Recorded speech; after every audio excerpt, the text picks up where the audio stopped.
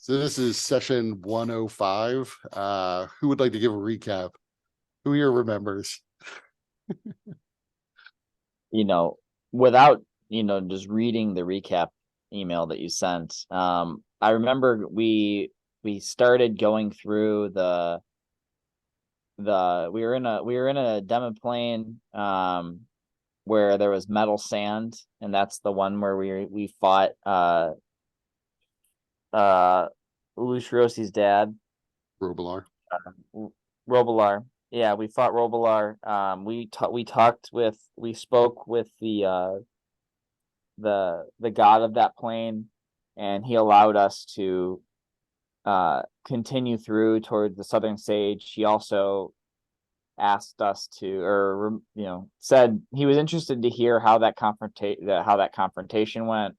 We learned that there were others that went, not recently, but just more generally, to this pass through his demo plane to get to the Southern Sage, and they came back and seemed fine. Or there were some that came back.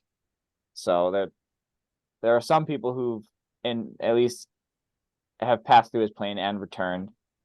After speaking with the Southern Sage, he advised to not directly look at their eyes or look at him. We went through this tear into reality. And we were in like a jungle, another demo plane that was like a jungle. And after traveling for a bit, T-Hole failed some wisdom saves. It failed some saves, and he was getting lured off the side of the road by a fey creature who was compelling him to grab her hand. But T-Hole eventually saw through her wily ways and realized that she was trying to pull him to another plane. And that was a whole thing because he like feigned leaving the camp, which was, in my headcanon, we just set up a tent in the middle of the road that had like this maze, Clave set up this maze to make it like almost impossible for other people to get into it. But yeah, T-Hole feigned going to the bathroom. Zarius joined him because bros don't let bros go to the bathroom alone. Right. It's the guy code. Got to go in pairs.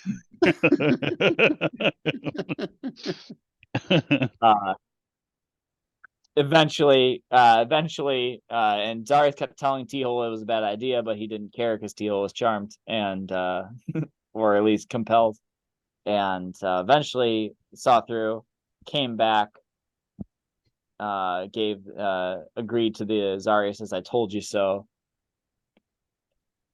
And then in the middle of the night, and we bed down for the night. In the middle of the night, the ground opened beneath the camp, and then 2 burrowing insect creatures came out, and we killed them. And at least one did get away and came back with the swarm of smaller bug creatures. Then we killed it, right? Right. I think we did, yeah. Yeah, and then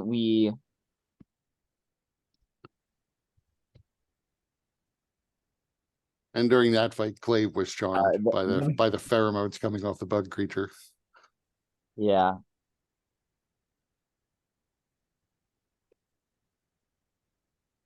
Right. Then after that, the next day you did come across a waterfall with like a fairly worn looking bridge going across it.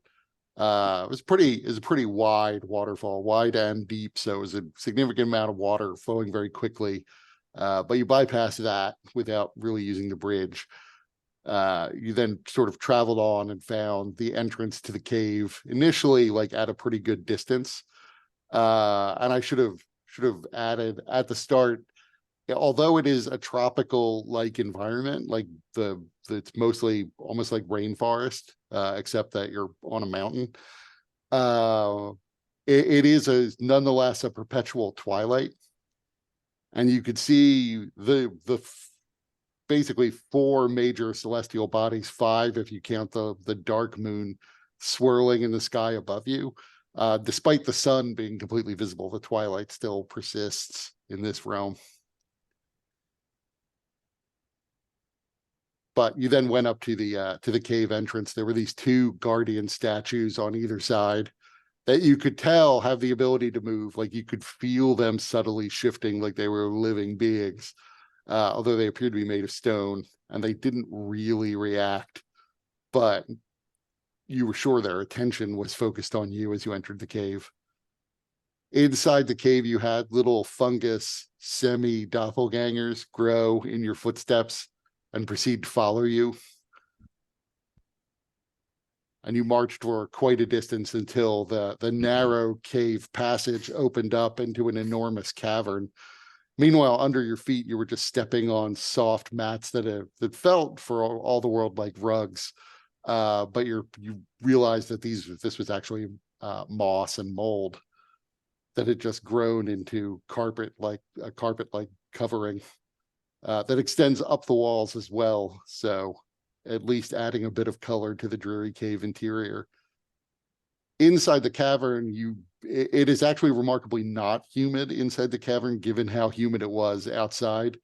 Down here, the air is bone dry, but the area itself is lit by these glowing patches of fungus in the ceiling that shine light down. You can see there are several towers that are sort of built into the cave. Everything appears to be covered either in purple or sort of golden colored fungus on the ground. The ceiling itself, you can't see the color of too clearly. The lights themselves are bluish, and so everything above you looks blue. And the fungus people are just standing silently, like 5 feet behind you.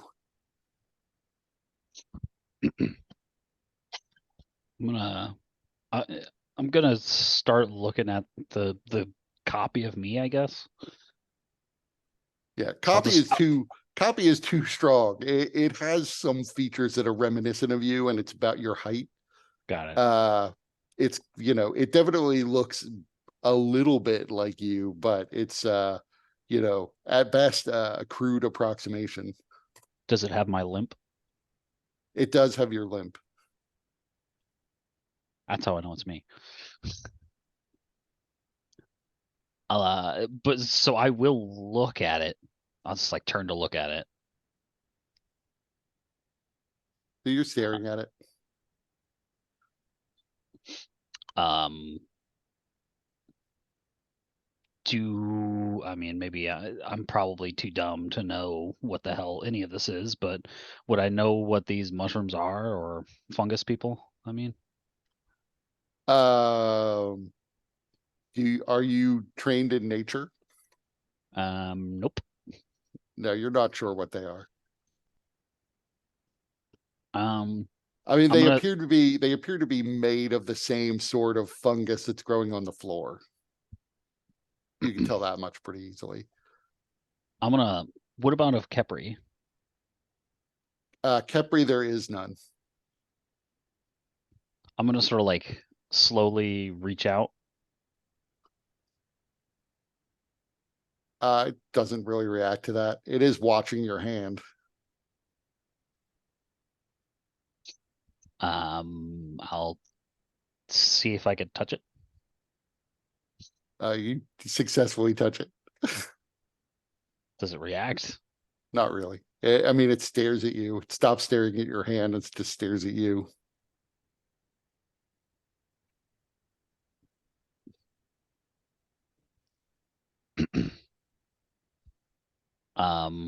You do see occasionally these fungus people glance at one another, but they don't say anything.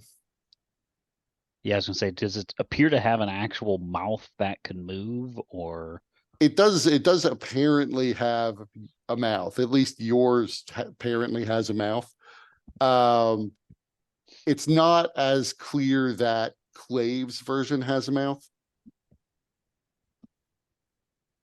It's possible like the fungus parts of it will separate around its mouth, but it's a little indistinct, as opposed to the other three, which have a more or less clear mouth. Okay. T-hole's version, which he's calling F-hole for now.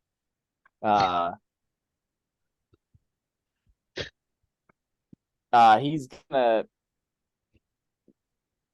going to like examine it, and seeing Zarius successfully touching this and not getting visible herpes, or at least spores coming off, he's gonna can he is there a mushroom on F-hole that he could try to like pick the mushroom? Yes, there are definitely little bits that you could try to pick off, some of which look mushroom-like. Yeah, We're if not- I try to pick F-hole's mushroom or pick one off of him. So it is, as you reach out and grab the mushroom, it doesn't immediately pop off. Like, you'd have to apply a fair bit of force. Okay.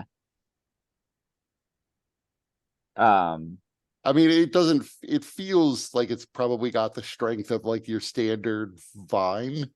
But you can't just like immediately snap a vine in two just by yanking on it. So it feels like Gotcha. you'd have to It's not like give an it a pretty actual mushroom. right. Yeah, it's not breaking off in the way an actual mushroom would. Okay. Yeah, so I guess he wouldn't, you know, if that's the case, then he wouldn't try to like sever it. So after yanking on the mushroom several times, I guess you leave it be. Yeah. Stop yanking on it. You'll go blind. Stop pulling your mushroom. You'll go blind. I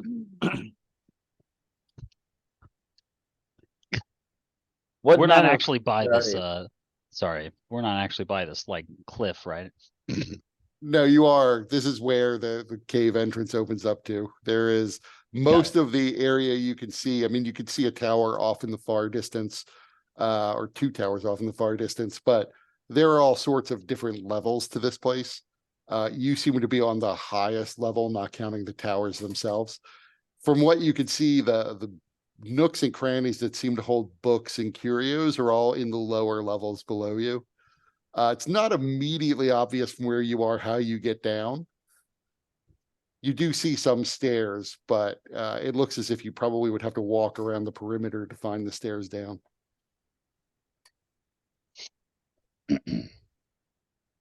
Teal's just gonna try to talk to F-hole.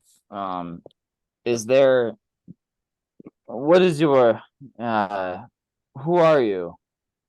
What is your purpose?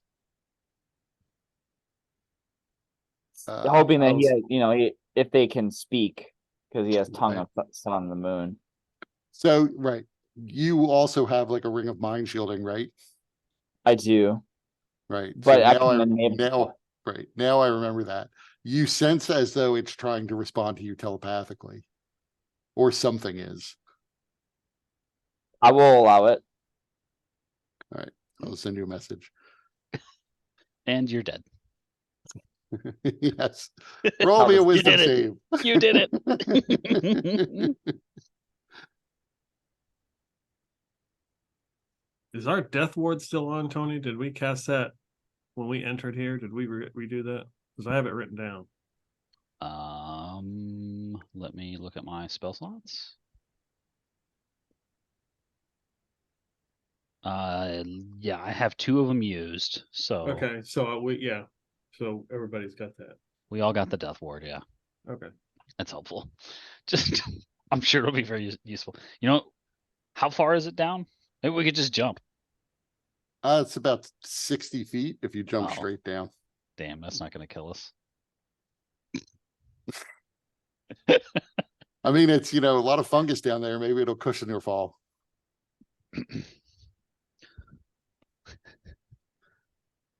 I'm just like to imagine the one person so desperate, like he's being chased by something horrible, but he knows Death Ward, and there's like this.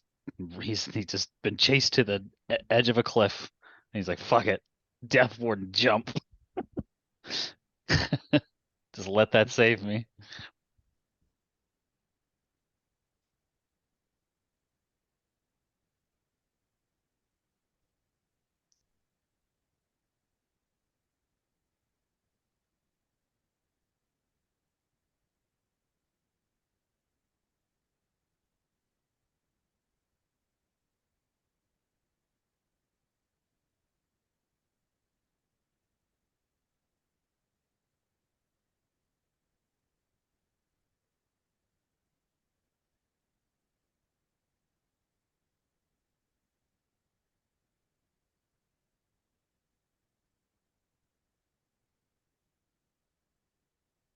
And Clave would probably notice that whatever his is mimicking, it's not the form that he's in.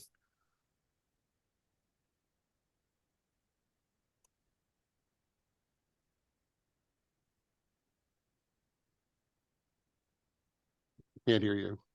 You're talking to me.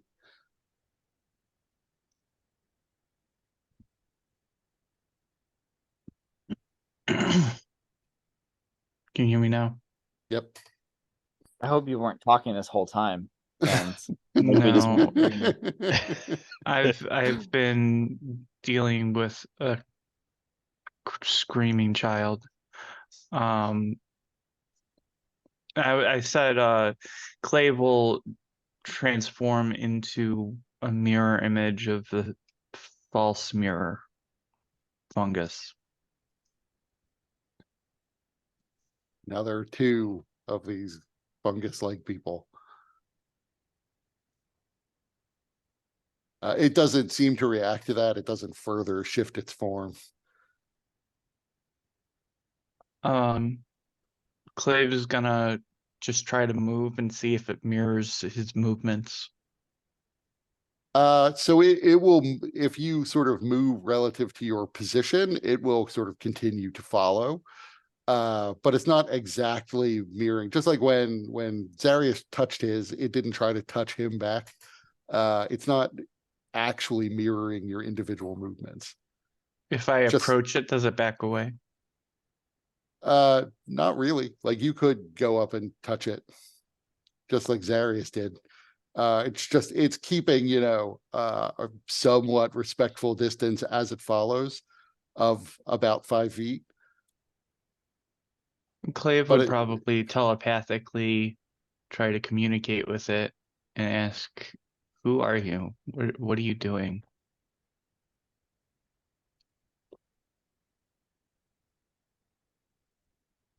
It will respond telepathically.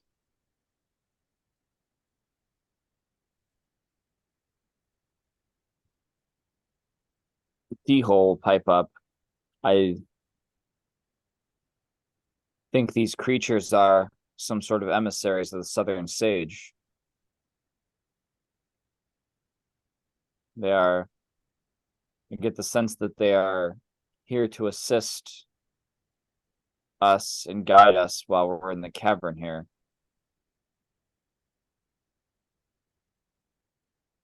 And particularly, will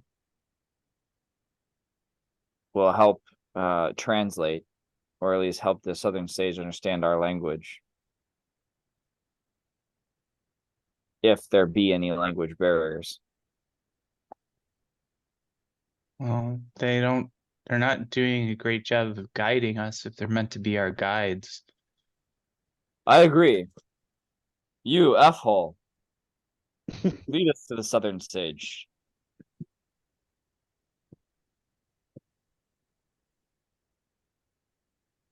You say that and it does not respond, but you see it lifts up one of its arms and points towards the ceiling. Looking in that direction in the distance, you see what looks almost like an upside down wave of water begin to slosh across the cavern in your direction along the ceiling. And so T-Hole, I forget, does anybody else have a ring of mind shielding or just T-Hole?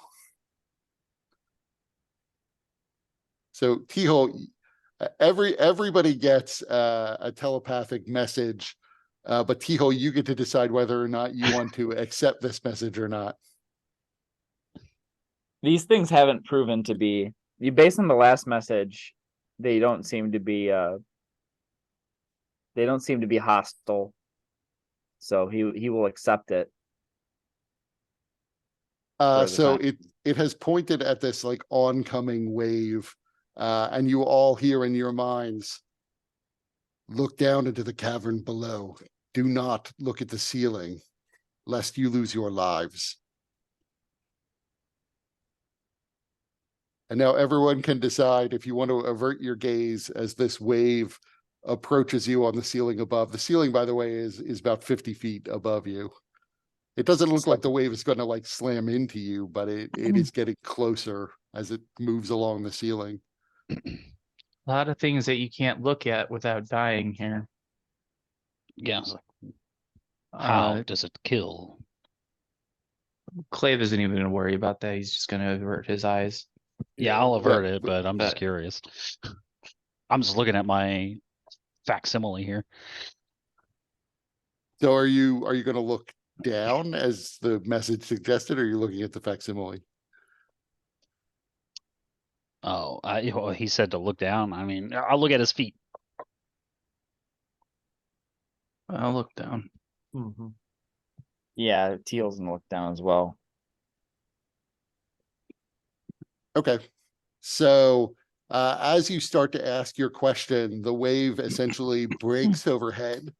And you hear what sounds like sloshing and a bit of what could be like the sliding of fabric or fungus along the ceiling, and a loud crack that sounds a bit like a tree breaking. And in your minds, but also you sort of get the sense from whatever it is that has just moved in above you, you hear, I am the Southern Sage. I know what it is you've come to ask, but every now and then your kind surprises me. So ask me your question, and I will give you an answer. For every year I answer one question out of kindness to people from your world. And you, luckily, are the first to reach me this year. So like calendar year or physical year? Don't ask the question. Don't ask a question. That's a question. Don't ask it. That's I just me. thought of That's not our question. I That's just not thought of our the question. most Coming harmless to thing this I is- could. right. I just thought about the Stay Puft Marshmallow Man. Oh no. So I mean, the one question we came here to ask is, Oh. not I'm not, out of character. But the one question we came here to ask, like planning, is Yeah. We're looking for the city, right? The lost Where- city. where is Dohat Bajar? Like, how do we get to Dohat Bajar? But we need to ask it in such a way that we can get precisely to get to Dohat Bajar. I think So again, everything you've heard is that He's generous you with it, don't, right? yeah, you don't have to be super precise. That he Oh. will give you, essentially follow-ups if he doesn't quite get what you want. And he'll give you information that's only tangentially related to what you're asking for. It's not like a wish where you could mess up the wording and you're screwed. Gotcha. Okay. But if your question is that a calendar year every 12 months? That's a very different question. Right. That's fair. So, if it's all right with the group, T-Hole would say something along the lines of, we are afflicted with a disease and we seek to know where Dohat Bajar is so that we may be cured of it. Can you give us directions on how to get to Dohat Bajar? I can tell you how to get there. There are some aspects of your question that you may need to work the details out on as you travel.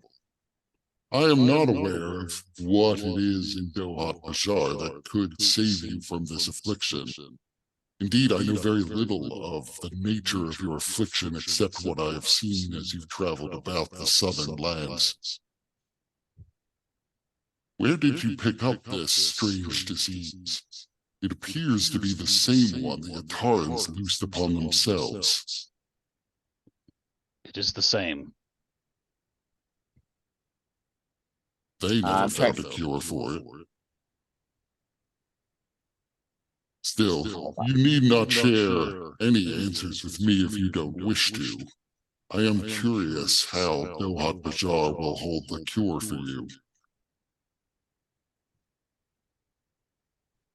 Zarius's deity had given us sign that the cure can be found there as some kind of panacea.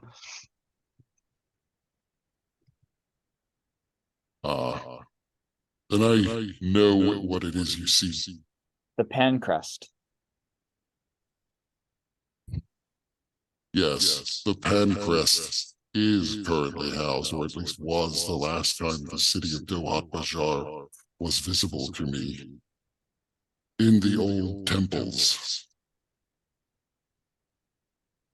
Dohat Bajar, southwest of Rarimos, midway between the lost tombs of Amasis and Ramandeb. One may only enter, however, from the key to the great colony, but the city of Dohat Bajar was removed from this plane long ago. I am sure Rary holds another key, but the dwellers in the great colony also hold one. Currently, the great colony is on this plane, although separated from it by a bubble of interplanar material, though I cannot see what is going on inside the great colony at the moment. A great firestorm sweeps across the north of this country, though there seems to be an eye of the storm centered around the great colony. It seems clear to me they have awoken the Pasha of Ifrits, who has probably begun to amass armies of fire elementals again, possibly with an eye towards taking over the southern desert. None of this is of particular consequence to me, as he will not trouble me here. But it will delay your ability to get to Dohat Bajar if you have to travel first there, through the firestorm, past the armies, and then off to Rarimos to find it. I am not sure the shortest path, that may be it. Again, though, Rary the traitor moved the great colony out of this plane, and so he must also have a way into the plane in which it resides. Perhaps finding Rary the traitor is the faster way.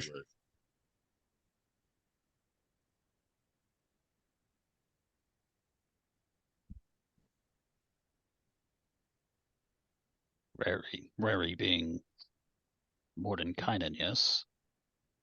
Yes, that is another name he has used. Rary being the alias he has used for the past 1,000 years.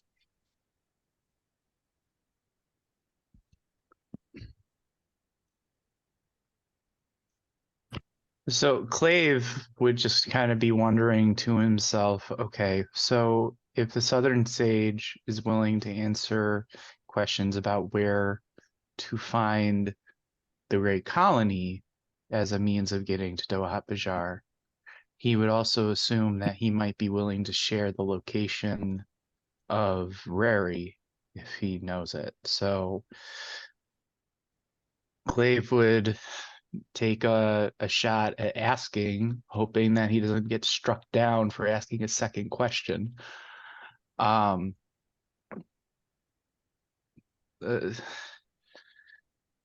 Respectfully, might you provide us the location of Rary as a means of getting to Dohat Bajar, if that's an option?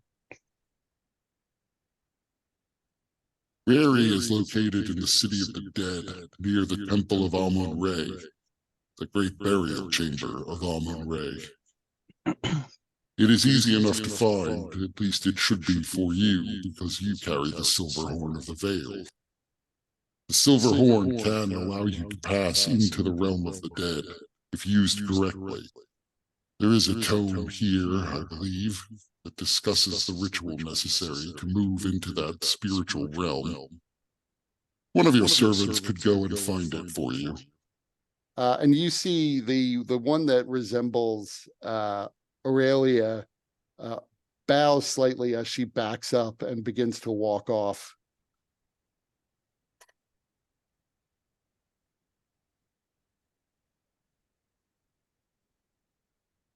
You will find the city of the dead is, in this world, merely a ruin. It is in front of the great entrance to the tomb of Amun-Re.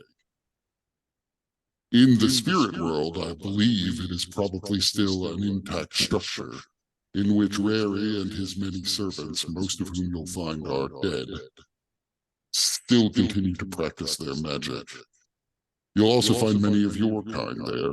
He has many servants chosen from among your people long ago, who are kept unnaturally young using magical means.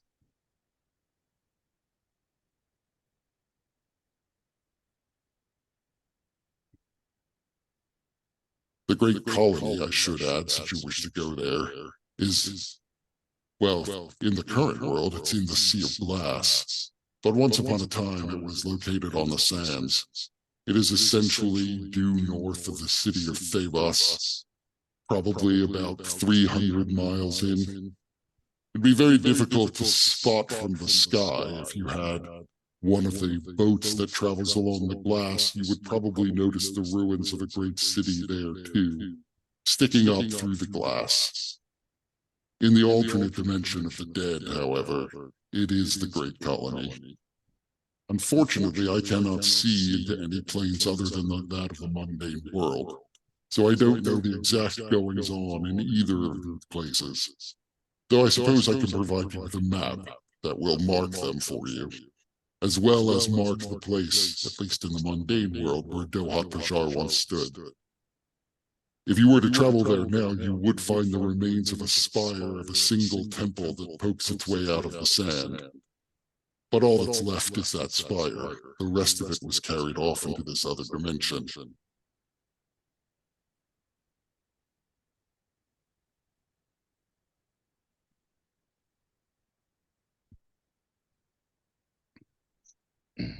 It seems we have a couple of options to consider.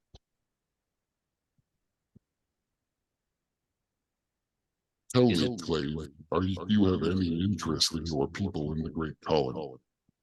I do. I would like to see my people be welcomed and to have a home where they can feel safe. I would like to know my people and understand my own heritage, as I was not raised amongst my kind. At the moment, the eye of the great firestorm rests right over the great colony, or at least its analog in the mundane world. I don't know the fate of the people within. As I said, I imagine they awakened the Pasha of the Fritz. But I can't say whether or not the Pasha is working with them or attacking them.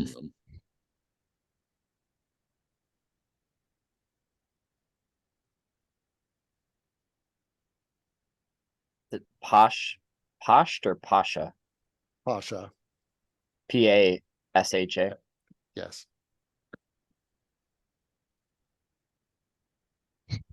Sometimes we have memory problems. Can we get this on parchment?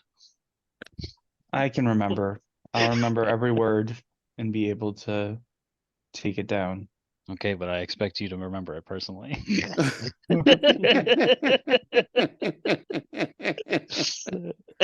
Yeah, I'm definitely butchering a lot of these names, so I haven't remembered. I mean, when I do my summary, obviously I will summarize this portion of Yeah. it as well.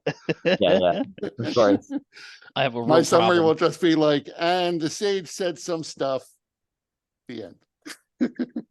City of Lana Del Rey. Yeah, that one. It's fighting Florence and the Machine. Right, I mean, so one thing, Zarius, you would know the tomb of Amun-Re is like is probably the largest of the pyramids in the deserts.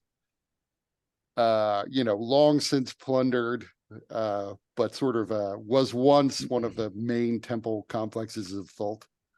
Okay. And that's where what's his fuck it supposedly is in a Yeah, Right. Neniak Nandom or the Rary the Trader. Right, or Mordenkainen. right. Yeah, This Many motherfucker just needs to pick a aliases. name. Just pick a goddamn name, dude. clearly has a case of Tolkienism.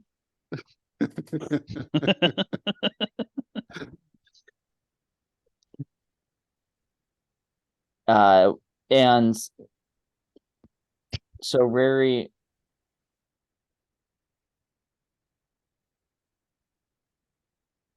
Uh-oh. I know. where Either he's lost there in he is. thought. Oh, you cut out of there after he said Rary. Yeah. Yeah, great. Yeah, Rary has a key. So one option is Rary has. So if I understand correctly, or Teal understands correctly, there's a demo plane where Dohat Bajar has been moved to, except for the single spire. Rary there's some sort of key or some sort of lock mechanism to access it. Rary has presumably one of these keys. So yeah, he begins to explain in plain English and without the reverb that essentially, so Dohat Bajar was moved into this spirit realm. But in order to get to the spirit realm, you need to have essentially a way in. And right now, there are probably two groups of people that know the way into this spirit realm. One is Rary, who's in his own little demiplane, but not the same demiplane as the city. The other way to get there is to figure out how to get into the Great Colony, which is in the same plane as Dohat Bajar. Once you're in that demiplane, you could basically just walk to Dohat Bajar. So yeah, there's really two options. One is go to the Great Colony now while the Great Colony is touching the mundane world, and then backtrack to get to Dohat Bajar. The other way is to go find Rary and make him tell you how to just transport yourself directly into this other realm. Gotcha. Right. And Rary is in yet his own, a different realm, a realm of undead and spirits that apparently the Warhorn of the Vale can access.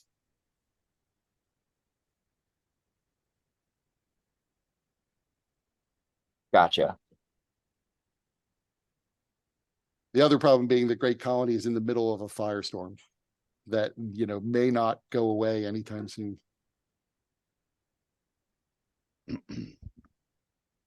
Clave would remember the prophecy from the priestess, I think, and that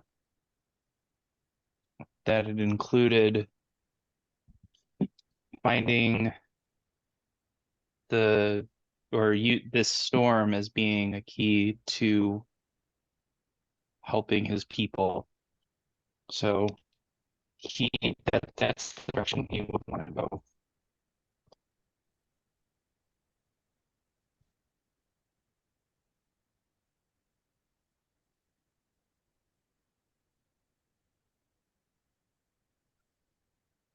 Obviously, we don't need to decide right this second, unless there's an easy way to get to one place or the other through from here. But given all that Clave has done for us, I think we owe Clave to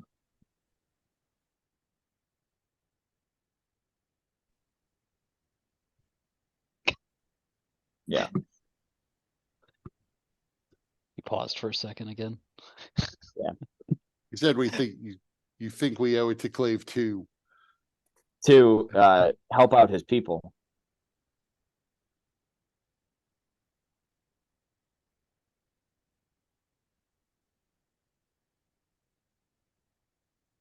So yeah, knowing I that appreciate it that, can be Teal. knowing that it could be a little overwhelming to like think through all your questions now. I'm not necessarily, to the extent you want to clarify something later on, that's fine. But to skip ahead, after it takes about 30 minutes before Aurelia's servant, her doppelganger, comes back. She is holding essentially a stack of very thick tomes, Hmm. which she places at Aurelia's feet. 4 separate books.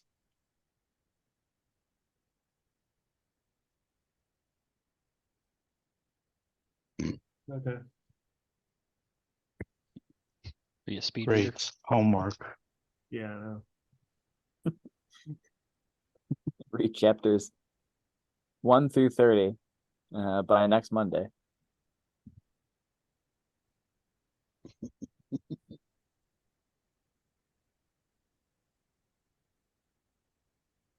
Like 4 tomes, you said? Yes.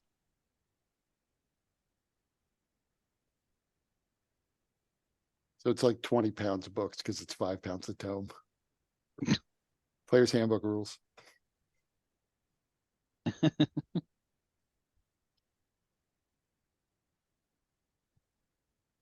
All right.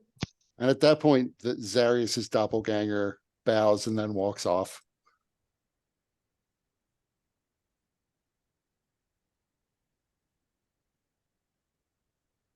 And the sage in the ceiling says, If you wish to peruse the library, you may feel free. If you have follow-up questions, you need merely ask them to the servants and I will reappear. But for now, I will retreat. and you hear, Sage, what of your payment? We heard that there is a cost to your generosity. Payment has already been made. I've accepted the staff and removed it from you.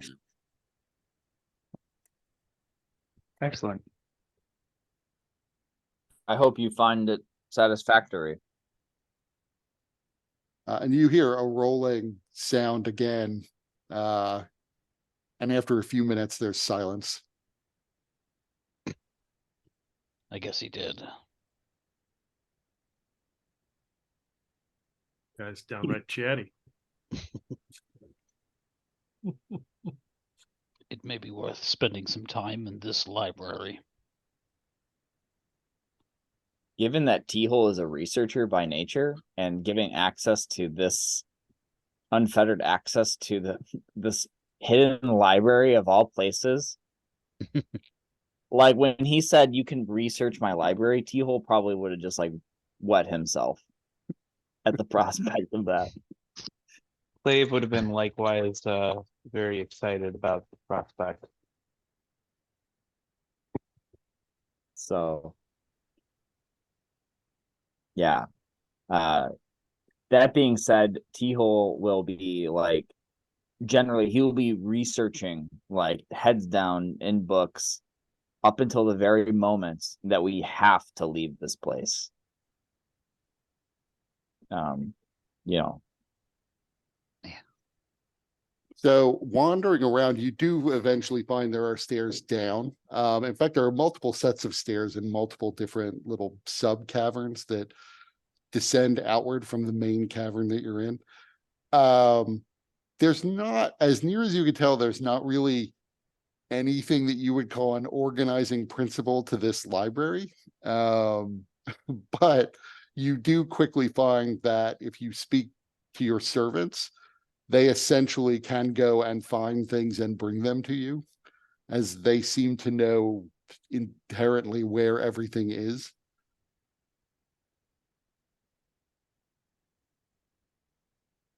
So it's not even so much like an investigation check to find information on things. It is merely that you have to ask about it and they will go and bring you the materials.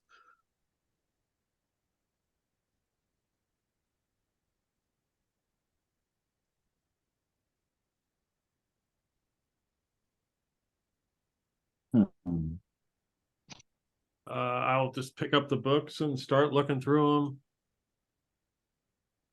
them. Clave would ask for information related to his people in the Great Colony, as well as Efrix. And so again, wordlessly, your doppelganger moves off to gather books.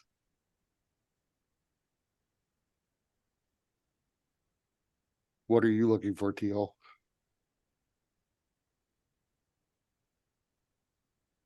I'm looking through.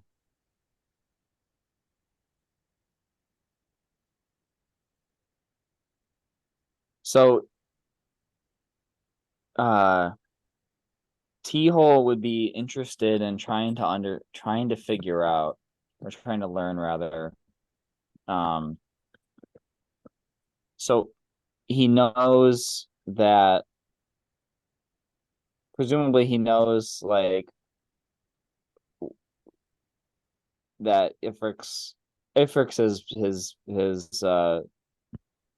has been reborn or unsealed rather, or the Pasha of Ifrix has been unsealed, and there's this firestorm that's surrounding the Great Colony. He would be interested in trying to understand one, how to get through the firestorm, and potential weaknesses or vulnerabilities of the Pasha of Ifrix. So yeah, he basically would be looking for intel on what he can find out about this enemy, and that we're probably going to have to confront, or at least deal with.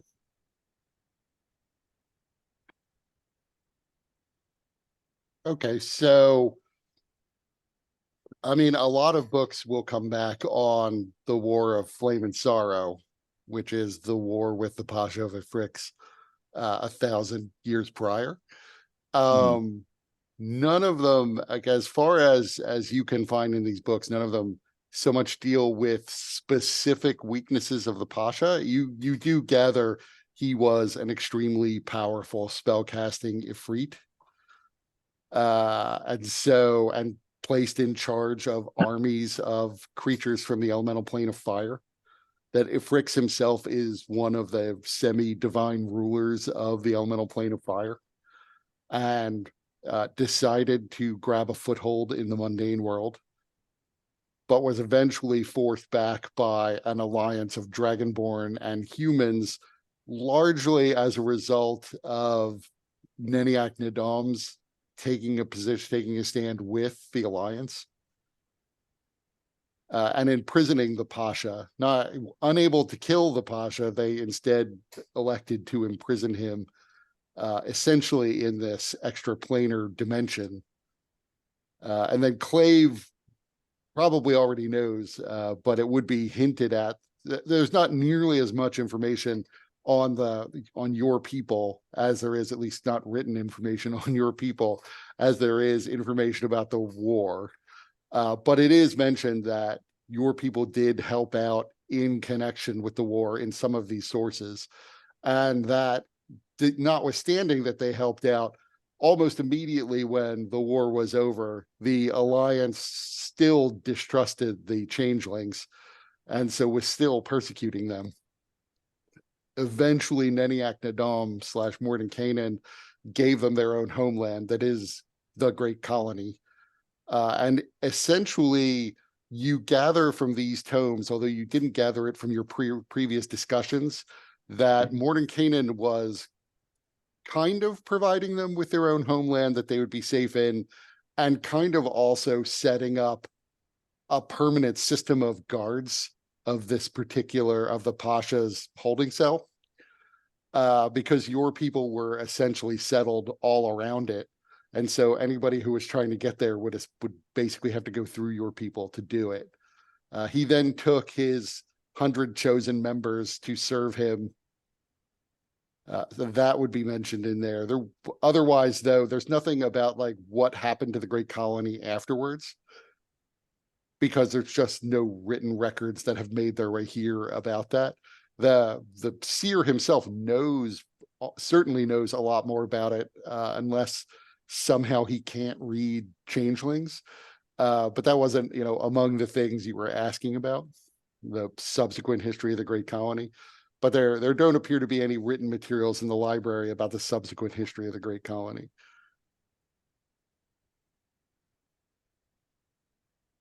But you do, during the War of Flame and Sorrow, there was a very similar firestorm of the sort that you see that the sage has said is sweeping over the northern part of the country. There's no great trick to getting through it. Mordenkainen used an artifact to grant fire resistance to essentially large numbers of people. But even with that, some of them still died to the heat of the firestorm.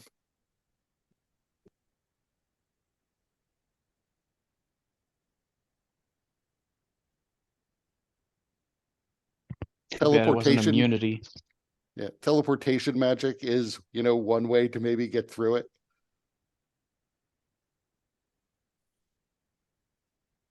Yeah, Very yeah. dangerous way That's considering helpful. our circumstances.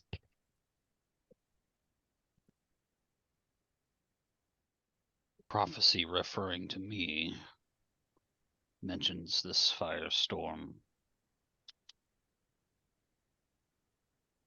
What does it say?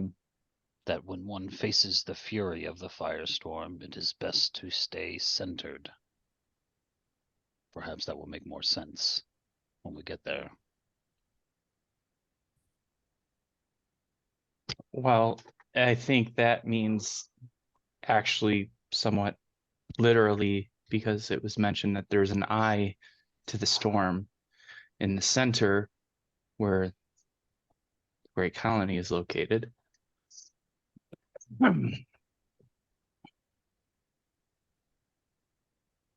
If the riddle of the Inferno is solved and the dark doors closed again, the gardens of Anlaith shall be renewed.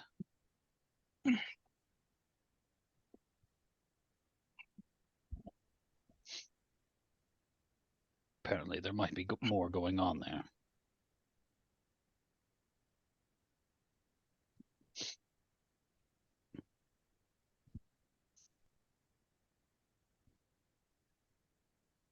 Hmm.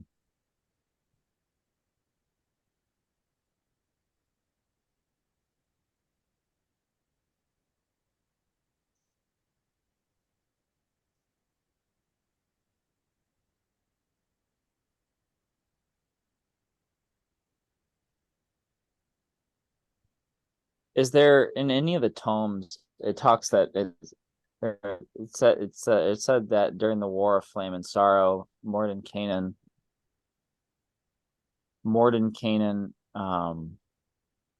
cast basically imprisoned the Pasha of Ifrix out. And does it have any is there any indication or description of like how that was done?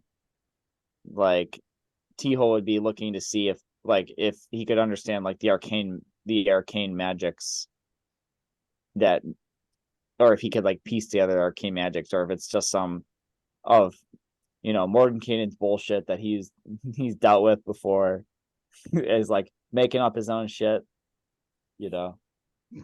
So this isn't really an investigation check, but you'd make me a history check. Really, it should just be an intelligence check, I guess. This is more, will you remember something? You want a history or intelligence? If you're trained in history, you can do history. I am. Oh, nice. So there is a reference in the thing to Mordenkainen working day and night for 40 weeks to create something called the Gem of Souls. That's described in great detail as like essentially almost the size of a human head, a giant blue crystal with 5 prongs that sort of stick up in one particular direction. That was specifically designed to not only cast Trap the Soul, the spell, but to be especially powerful against creatures that have extraplanar origins. And he did this in the hopes that they could trap the Pasha within it. It's Trap the Soul is a spell that requires like a fair bit of preparation to cast Trap the Soul. But using this magical crystal and that spell, that's how he was able to imprison the soul of the Pasha inside this thing. And it being an elemental with its soul gone, it's essentially body was effectively trapped too. But you would independently remember that despite what the history book says, Mordenkainen didn't create this crystal. He stole the crystal from the Empire, from you, essentially. And almost certainly just had it on him. You don't know what this 40 weeks is. You do see the number 40 popping up a lot in these sorts of things. And so it may be that the number 40 had some kind of spiritual significance to whoever it was who wrote these books. And then it's more figurative, but you're 100% sure he stole the crystal from you. Keyhole would never forget an affront that asshole did. So that tracks. It also doesn't say what happened to the crystal. It may be that if the soul was stored in the crystal, that was in the Great Colony, and that's what he was So- released from. But it may be more complicated than that. So is You this don't you crystal don't get the sense gem- the historian who wrote this. You don't get the sense was a wizard himself. is this crystal is what is referred to as the Gem of Souls? Yes. Okay.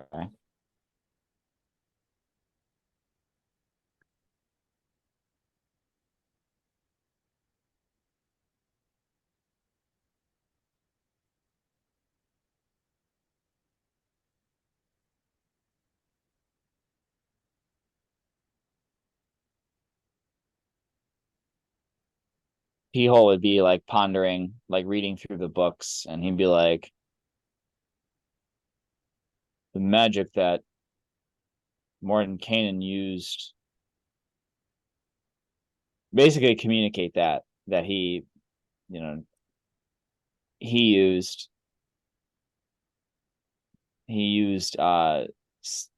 something that he stole from Teal at the time.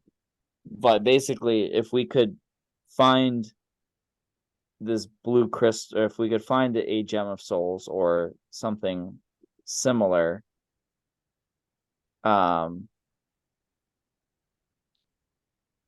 we could try to recreate this. We could try to recast the spell effectively if we can find the Pasha to retrap it.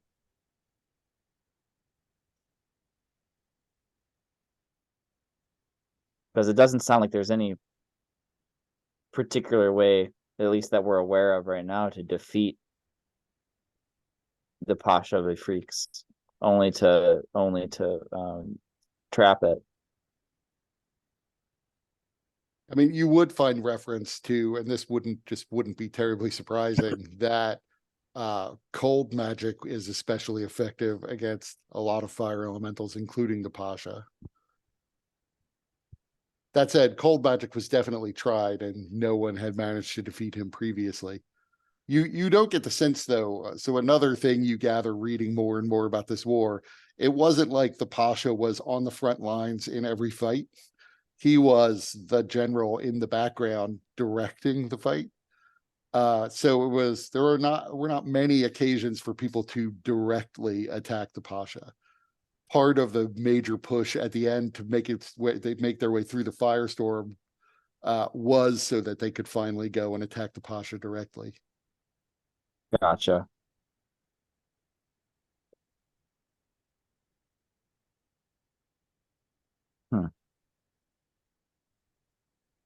You do get the sense, though, that when they defeated the Pasha, that for whatever reason, if Fricks didn't just replace him, Like he didn't send some other general to govern the armies. Instead, the campaign more or less faltered at that point. And they were able, it still took them the better part of a year to mop up the rest of the Pasha's forces, but they were essentially leaderless at that point.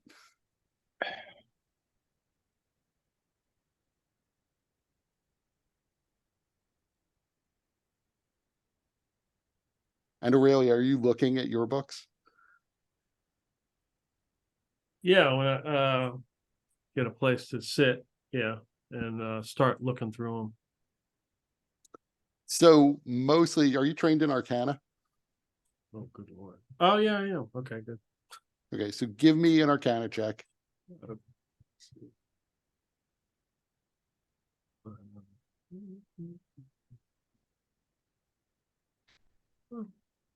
Nice. So yeah, the books are, you would say, pretty technical, but not beyond your ability to understand them. A lot of it is just about, so there's a fair bit of this, it's all about how you cross over into the spirit world without actually being dead. And it's clearly talking about the spirit world as a sort of place where once you die, when your soul comes out of its body for the first time, this is technically where that spirit is. It is also a realm that is frequently haunted with undead that just can never move on.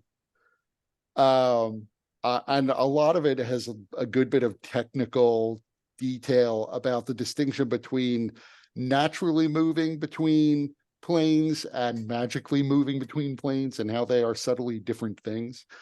And in particular, how it is especially hard to magically move into this particular spirit world. Essentially, it always requires some degree of necromancy to do it.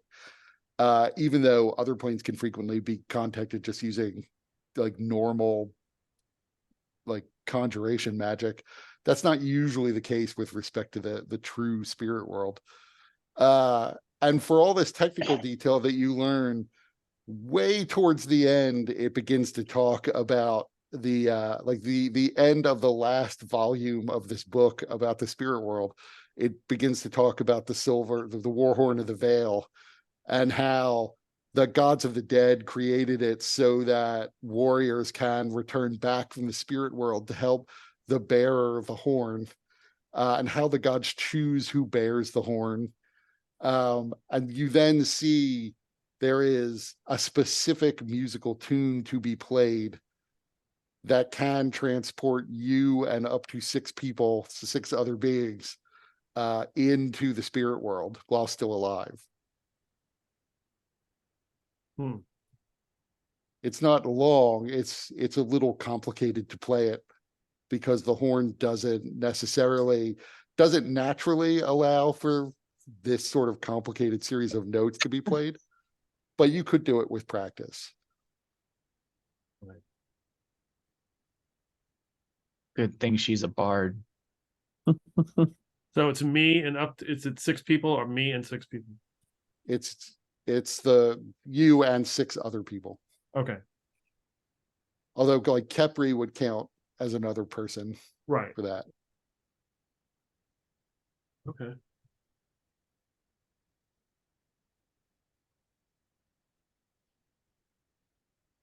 Does it say, do you use the same tune to get back out?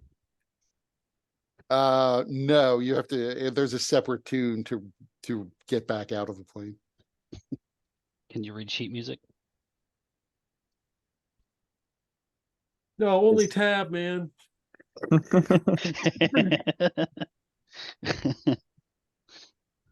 be another good. I Same. basically played the right notes. Yeah, I got it. It's the intent that matters, right? Mhm. So in either case, it will take about a minute to play the full tune. Provised a couple of notes, it's fine.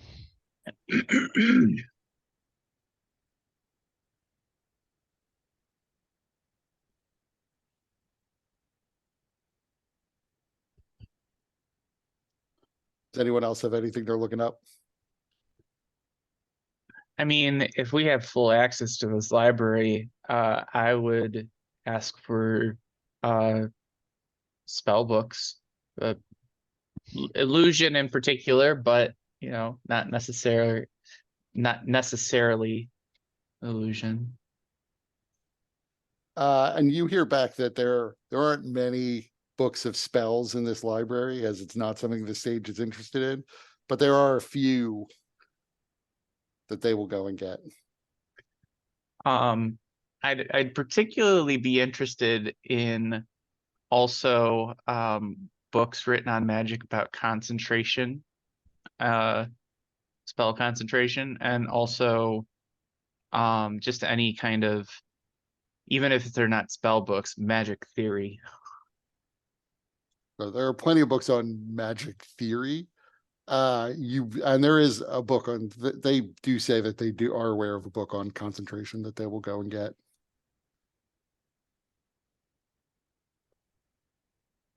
Is I can imagine like jumpstart my Southern re- Sage- I can jumpstart my research on. on that little gadget that I was given. That'd be cool. It isn't coming up. I just imagine that the Southern Sage wrote like the textbook on magic theory. So like the books he give you is just like his personal books. I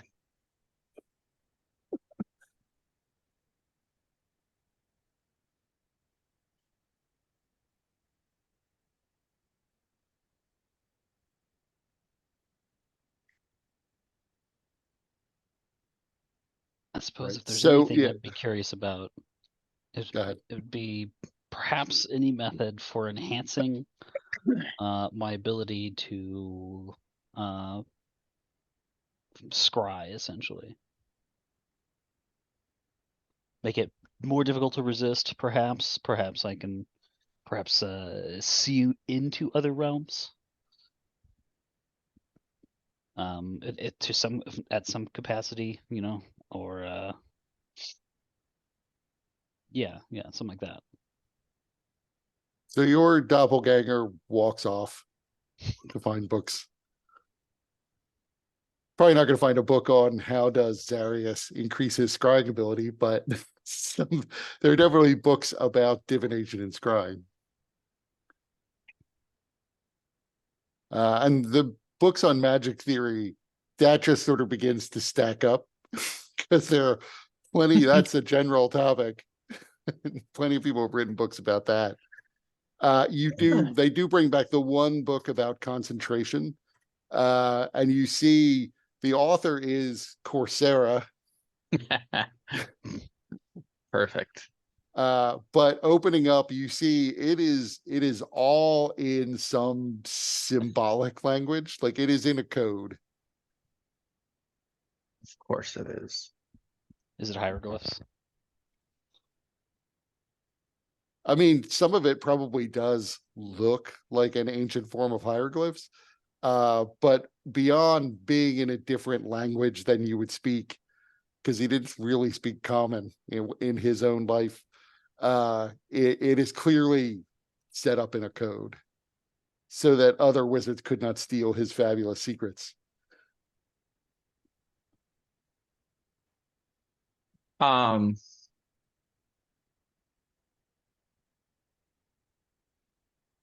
far can I stretch this keen mind feat? I don't know. What do you want to do? You have action points. Oh, you know what? That actually is an interesting idea.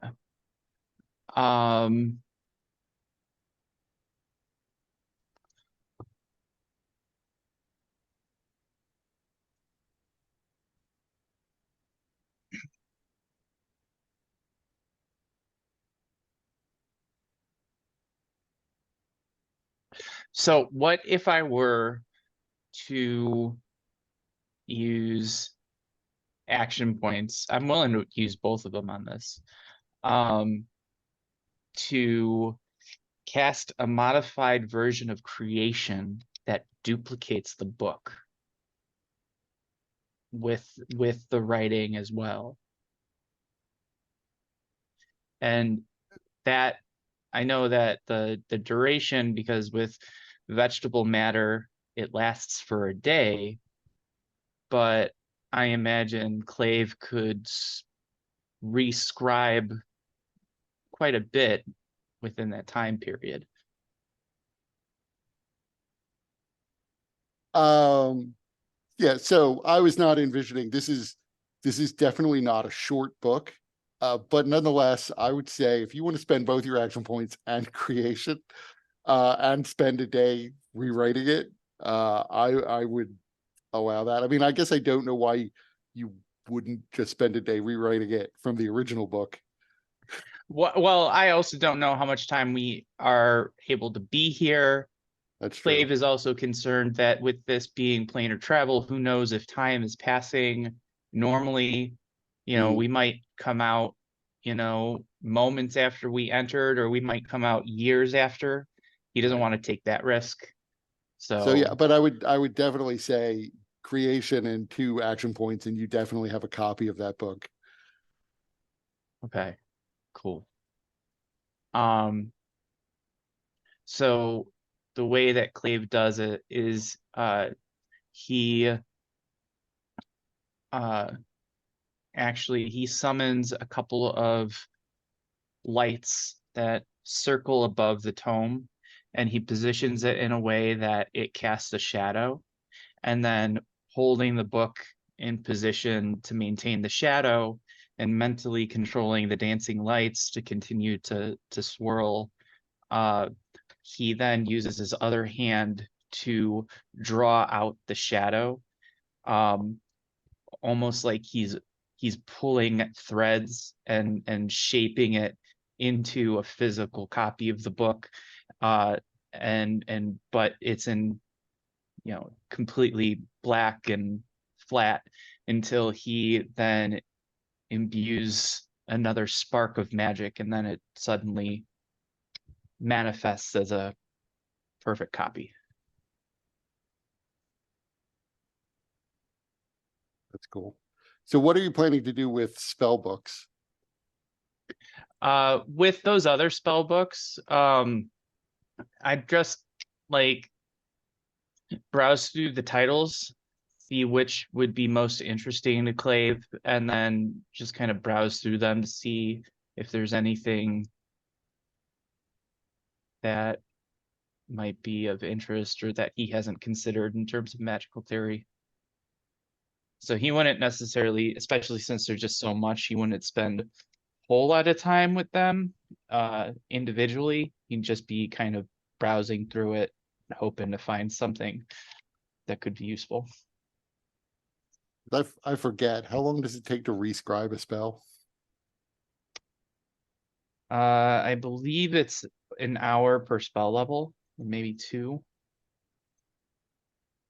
Right. So, I mean, I will say you get the sense that if you wanted to spend a day here, that would not be pushing your luck. Spending, more than a day here, that probably would be pushing your luck. The sage would want you out at that point. Mm-hmm. So you basically have 24 hours of access to his library. And in that time, I would say, look, they're not, they will let you take the books on the Warhorn, the 4 books that Aurelia has, as part of the gift of answering the question. These other books, though, they're not going to just let you take. So you'll have to read what you can while you're here. Otherwise, you basically can find copies of essentially any of the spells in the published material.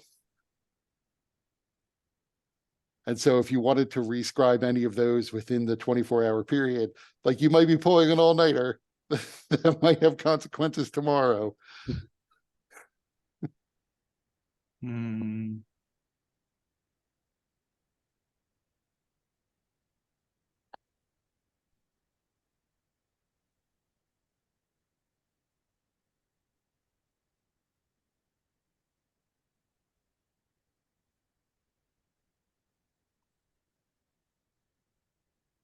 Well, one spell that is probably fairly easy that Clave has been having his eye on for a while. It's Magic Missile. That's the one spell that's not in this line now. God damn it. It's a spell he always keeps thinking he needs to get that one, and he never did. No, that one's pretty easy to find.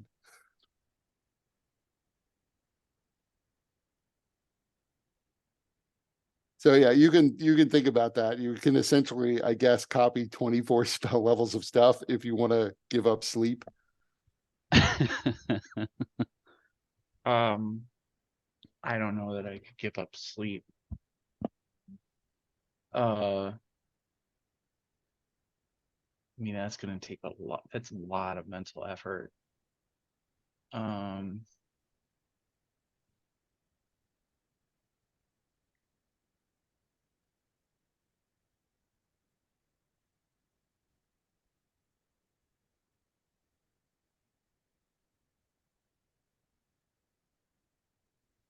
And Zarius, you do get back. There are several books on divination and scrying that come back.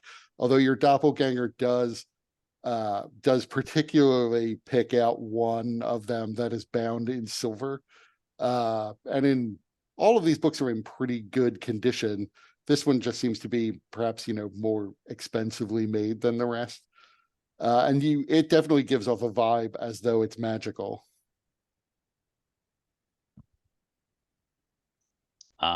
Easy to open, or? Yeah.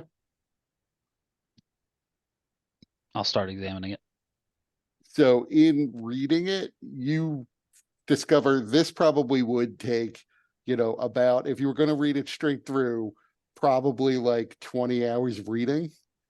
But you feel pretty certain that if you could make your way through it before they take the book back, that you would be permanently better at scrying. Right.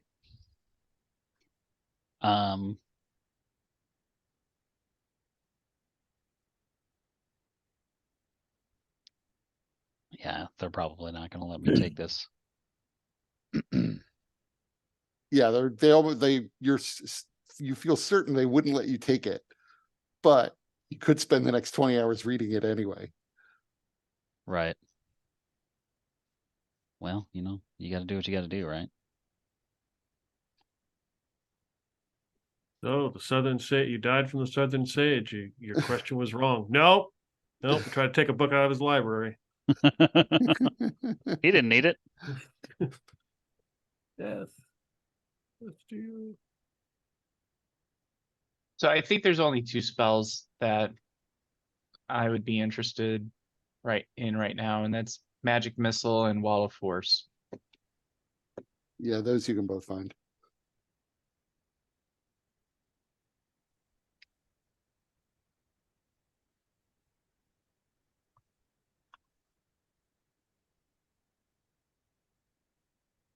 Is Aurelia interested in looking for anything?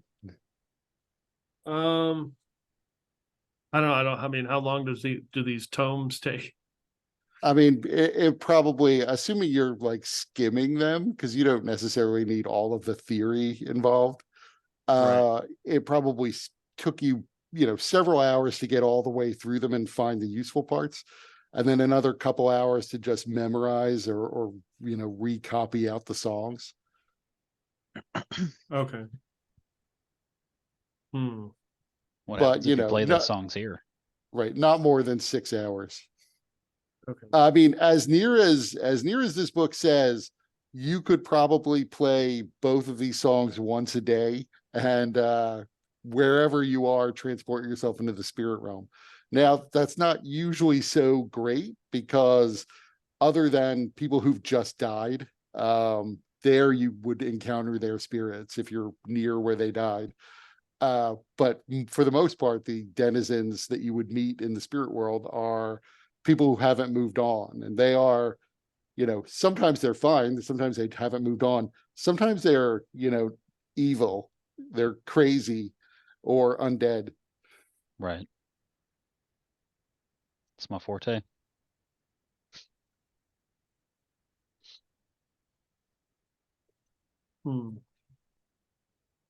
But I mean, all told, it probably would have taken you maybe 6 hours to go through everything,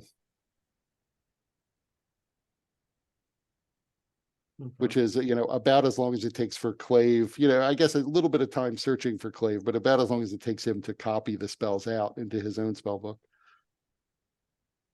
And Zarius, meanwhile, was only about a third of the way through his book at that point. And is like, just 12 more hours, guys.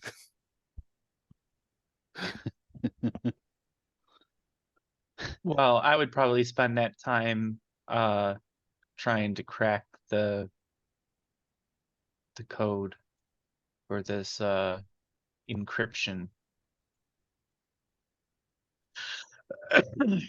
So I would say you would quickly realize that this is written in that the original language is an even more ancient version of Thultish than normal Thultish.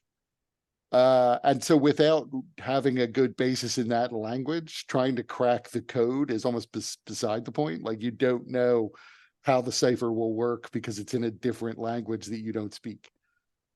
So you would need to learn or figure out a way some magical way to understand that language.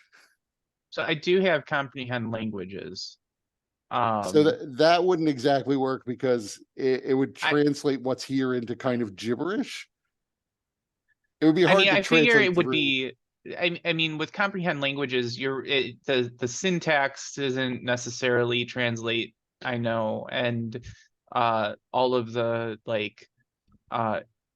what idioms and all that kind of stuff. But I feel like it would at least give me some kind of starting point, at least. Not So what that it- it would. Or Right, what sorry, it go would ahead. do is it would translate to the extent that some of the symbols in this book are already letters and words. And most of them you'll find are actually more syllables, like the individual symbols that he's using represent syllables. But it would translate all of those into the syllables they represent. And that you could do accurately. But then you'd have to figure out what it was like, how the original language works to move those syllables back into the right position, in effect. Mhm. So you would be able to sort of, if an ancient Thultish speaker were here, they would recognize the syllables that you're saying. But then how do you make them into the original words is the question. You would need something a little bit deeper than comprehend languages, something Mhm. more like tongues, then translate it back.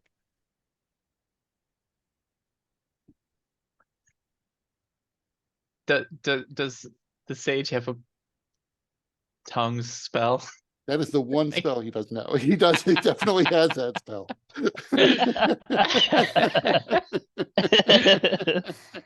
I think that's a wizard spell, right? Yeah, I think it's a wizard spell too. Tongues is definitely a wizard spell because I remember Tacitus had it.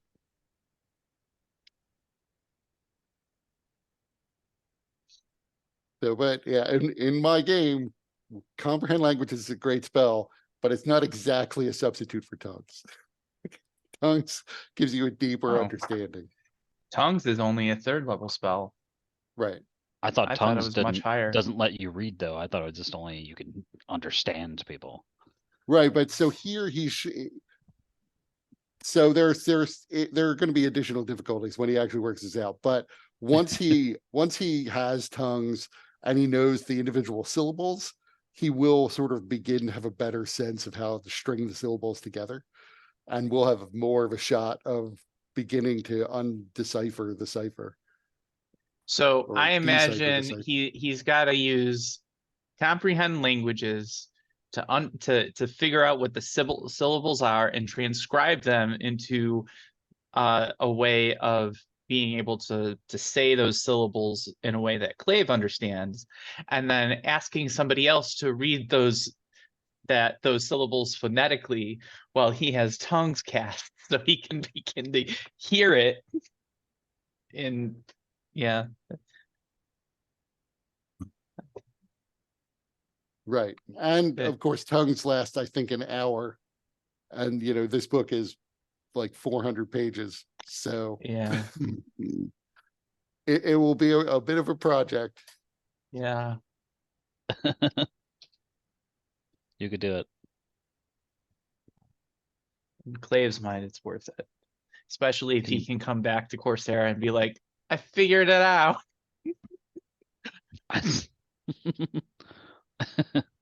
Be like, yeah, it took me a couple days, but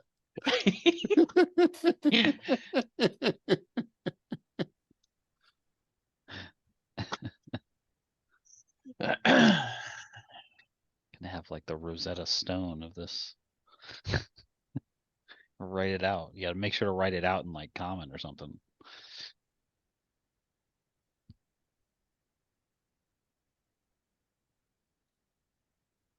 and then you don't know what it says. Maybe it'll be like One Punch Man's exercise regimen for how to get a better concentration check. 100 squat thrusts, 100 push-ups, and 10 kilometers a day Every day. until your hair falls out.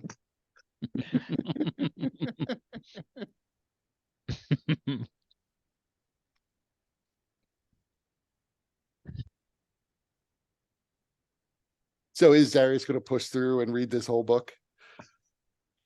So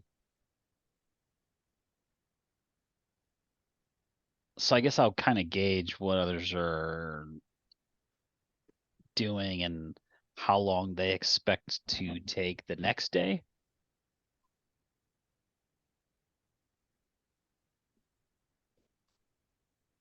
Like, are people going to be still working on things tomorrow or not? Are we looking to leave tomorrow?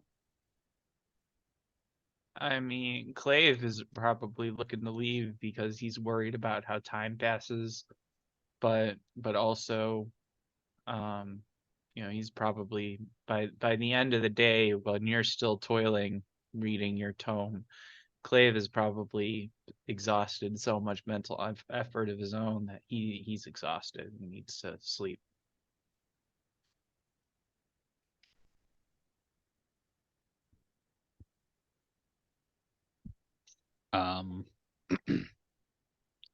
Yeah, I mean, I guess I'll just power through then.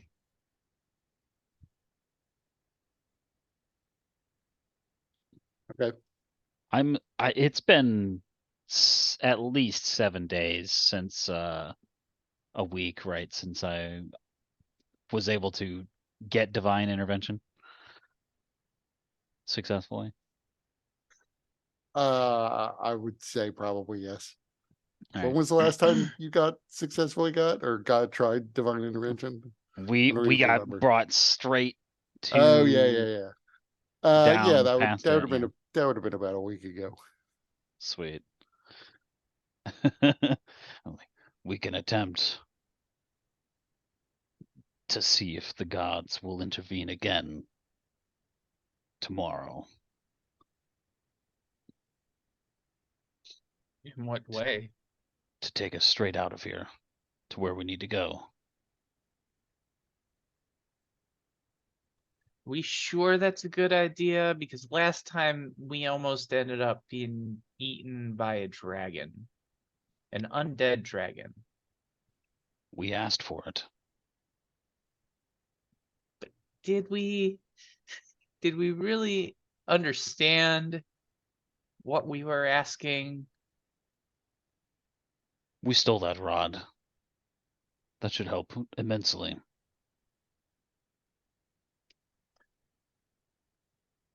I'm just saying perhaps we exercise a bit of caution and know exactly what it is that we're needing before we ask it.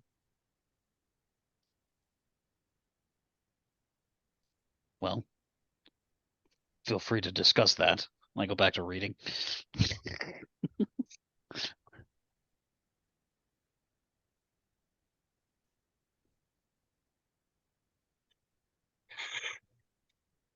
How does the void relate to the spirit world they're talking to?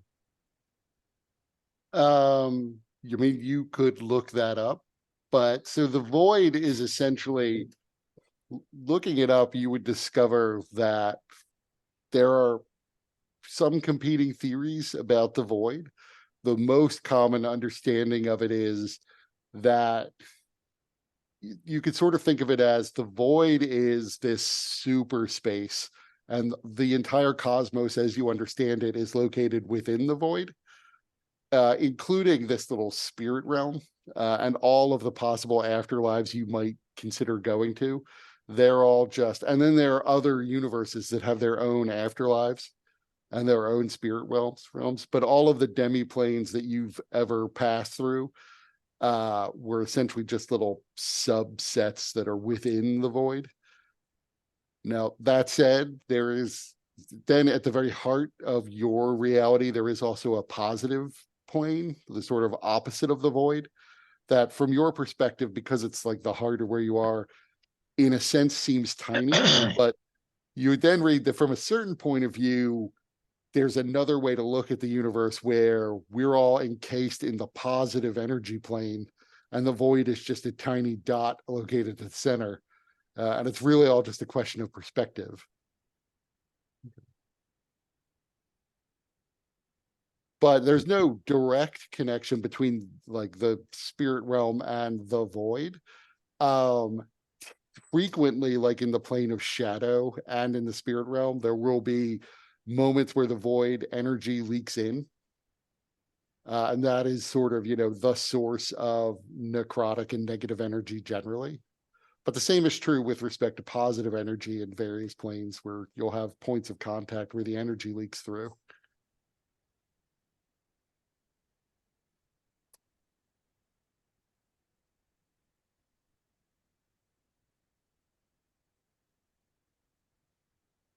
So the spirit realm is not considered to be as strongly linked to the void as the plane of shadow is, as there's a lot more leakage in the plane of shadow. Makes sense.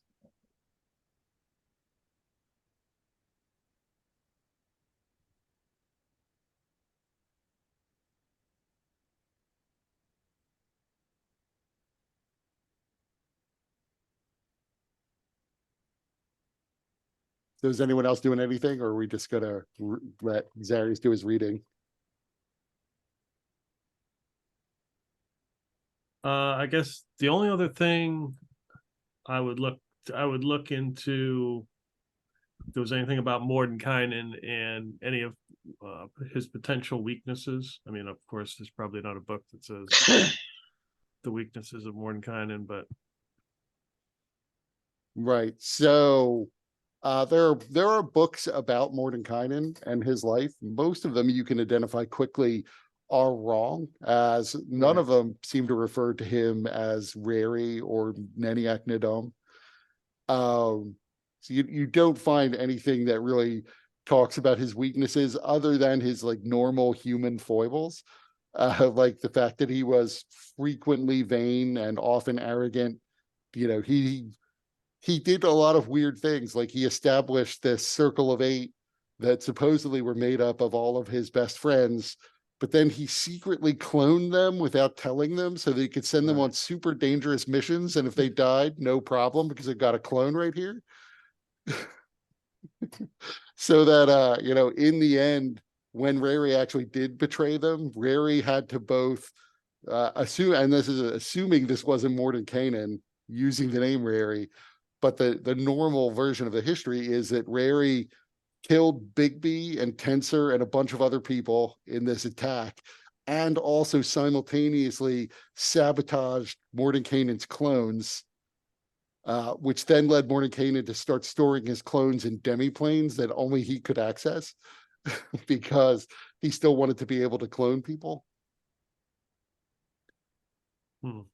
There is a whole book about, Mordenkainen eventually turning into a lich. You're not sure if that's real or not. A lot of it seems fictionalized. Hmm. A lot of it seems fictionalized, although you do note that a lot of it is set in this region of the world, in the southern desert. So that one thing may be accurate.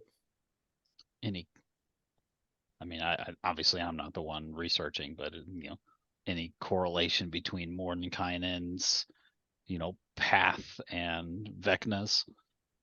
Maybe there's some, maybe they're the same fucking person. I don't know. So there's much more about Vecna. So, That seems weird. even That though- seems counter. Yeah, you to would think all so. Vecna's whole thing. But Vecna's been around, so like, it may all be less accurate. Vecna's whole thing definitely includes writing books filled with fake information about Vecna. So, Mhm. but Vecna is also a lot older. And so there's been and has been like an enemy of various people and governments way longer. So, but you would know, so far as T-Hole has ever told you, Mordenkainen's not like a direct relative of his, but Vecna is. Right. Yeah. Vecna is within a few generations of the original T-Hole incarnation. Whereas Mordenkainen was like 2,000 years after that. Gotcha. So Vecna was the first Lich. So if Mordenkainen turned himself into a Lich, he had to kind of use the same technology that Vecna had to invent or discover.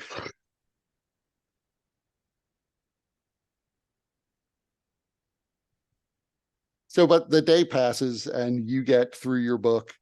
And once you're done with your book, you basically now have a +5 whenever you're scrying. Okay.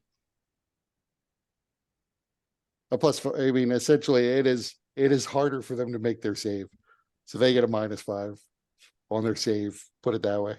Right. Just like base level -5. Right. Right. So yeah, you could say your spell save DC is 5 higher, or they get a -5 to their save. Either way you want to put it. Right. Yeah.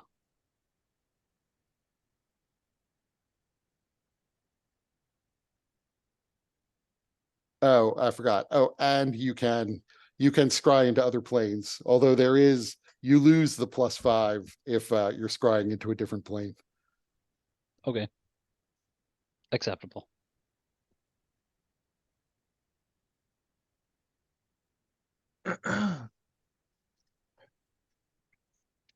And by the end of that 20-hour period, at this point everybody else had an ability to take a long rest if they wanted to. Zarius obviously had to stay up, so you now have a level of exhaustion from staying up through the night reading this. And you notice that your doppelgangers are sort of beginning to break down. They are not very sturdy creatures.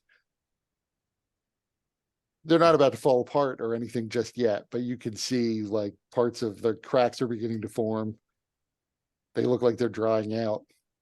Some of the mold seems to be losing its colors, and the whole general impression is that they're wilting.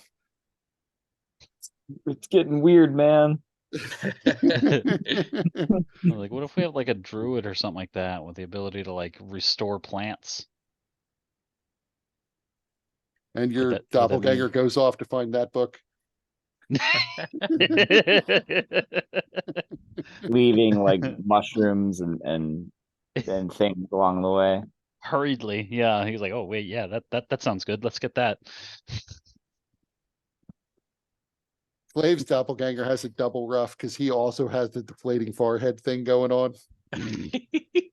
But he actually doesn't shapeshift, so his forehead is just going down lower and lower.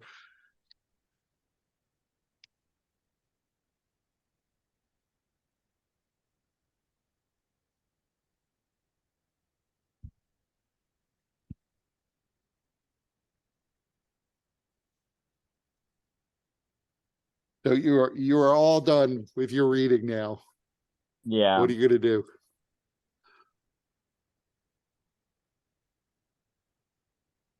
I think leave. Should we say goodbye?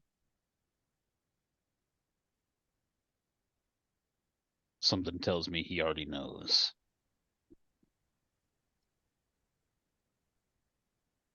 Yeah, but Yeah. still, we don't want to be rude. He has been a good host. We I think dive. if we speak plainly if we speak plainly either in our minds or aloud, he will hear they will hear. I just thought to myself, like, he's been a gracious host. I'm like, we die if we look at him. Like, why is he got to be like that? What do you mean? We can't even look at our host. Yeah, but he's given us everything that we asked for and much more than I expected.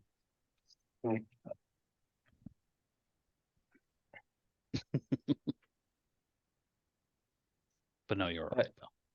Yeah, that is a good point by T-Hole. So Clay would just say, thank you, Southern Sage, for your hospitality and kindness.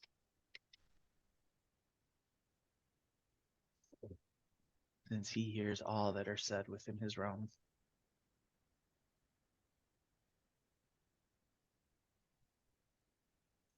Let's see.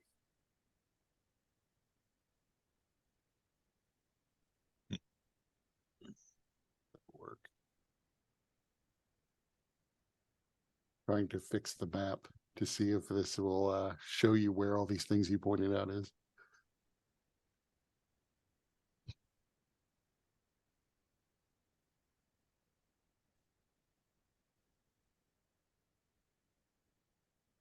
I do like this map, by the way. I think it's cool to see the isometric view. That's pretty sweet.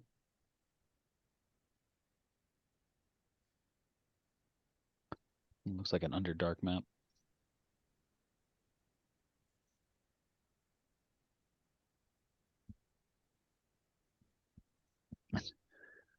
Do we wish to see if the gods will transport us somewhere? To your people, perhaps?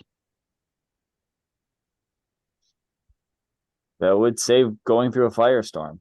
I would make sure that we indicate asking to be placed somewhere safely in the Great Colony. Uh, Um, My gods are not that vindictive. I'm not saying that they are vindictive. I'm saying that they might not understand the difference of teleporting into an active war zone versus teleporting somewhere where we can take cover from an active war zone. Oh, you wanted to go to the eye of the firestorm, not inside the firestorm. You appear right in the middle of 10,000 fire elementals. Yeah. You just said fire it up, and that's what they thought. I think it would be hysterical if that happens and Kurt is like, "What the fuck?" They transport you to the Great Colony, but you're 10,000 feet in the air. Right. You begin to fall, Wile E. Coyote style. If you don't look down, you won't fall.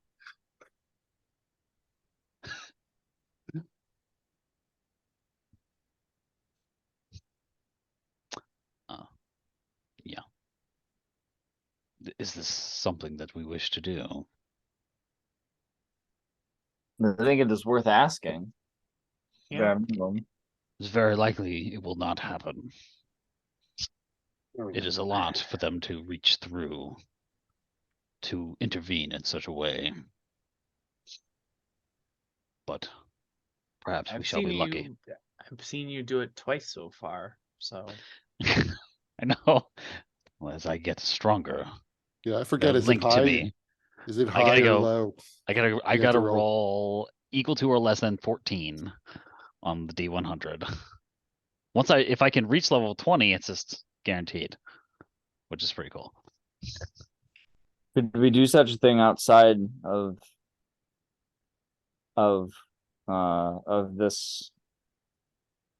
this place?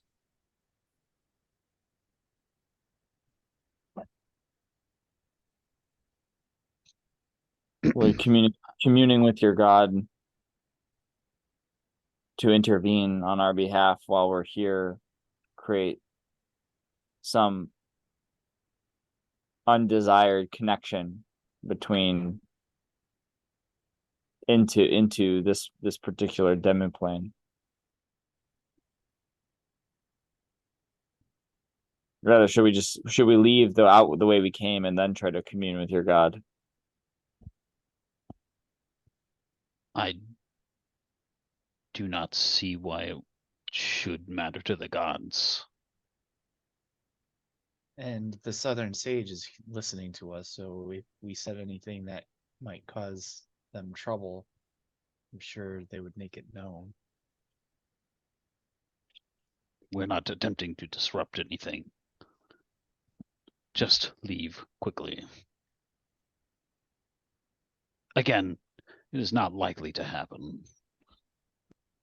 But stranger things have.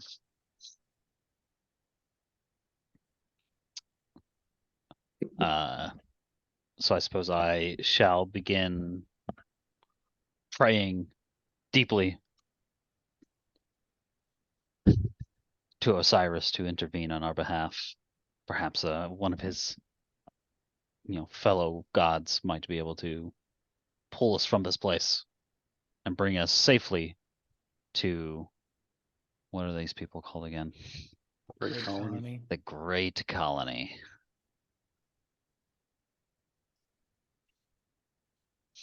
All right, rolling a D100.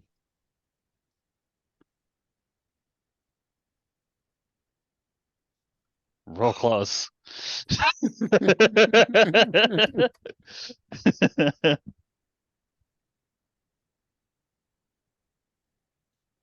Yeah, you feel like you attracted the attention of your gods and then heard no. And that Yeah, was it. Nay. Yeah, and it's sort of like take a deeper nod of acceptance, of course. I just had an image like Zarius is like no, kneels in prayer and then like shakes his magic 8-ball and gets to ask again later.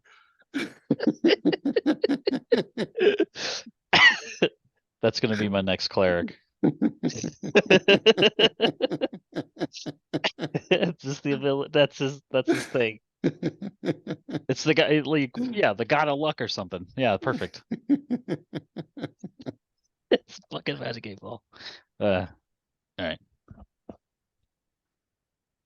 It seems we are walking.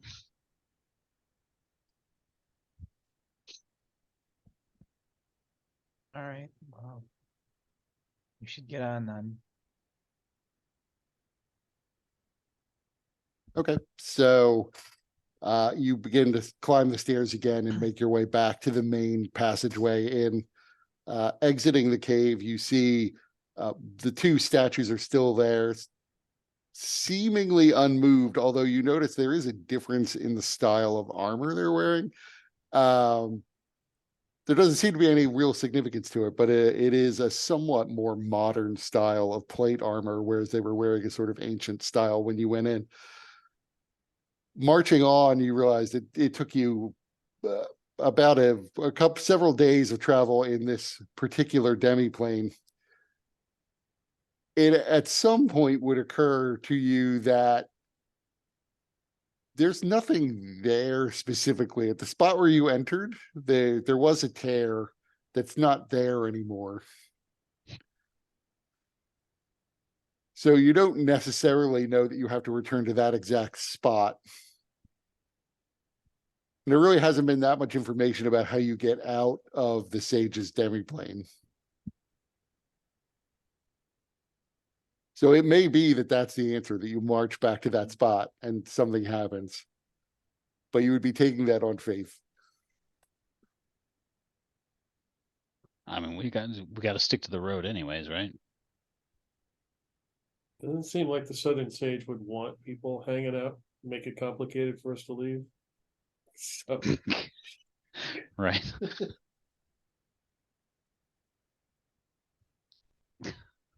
Yeah, I mean, for all Like he can tell us all that he wants because he intends to kill us, fucking for all we know. So Yeah, literally doesn't matter what he I mean, tells us. right. He can tell us everything. He tells us the secrets of the fucking universe, but we're gonna die, so it doesn't matter. Right. There are, numerous stories about people making it back from the Southern Sage. It's hard to see how anybody would know he was here if he was killing everybody. Right. He just decides willy-nilly. Yeah, go ahead. You can leave. No, you're food tonight. Right. Like it. You didn't even say goodbye. That's my one rule. I mean, I, I I mean, think you are aware that he doesn't leave his cave, so you're certainly safe from him. Presumably he has something he could do beyond the reach of his cave, but you're probably not going to instantly die as he appears overhead.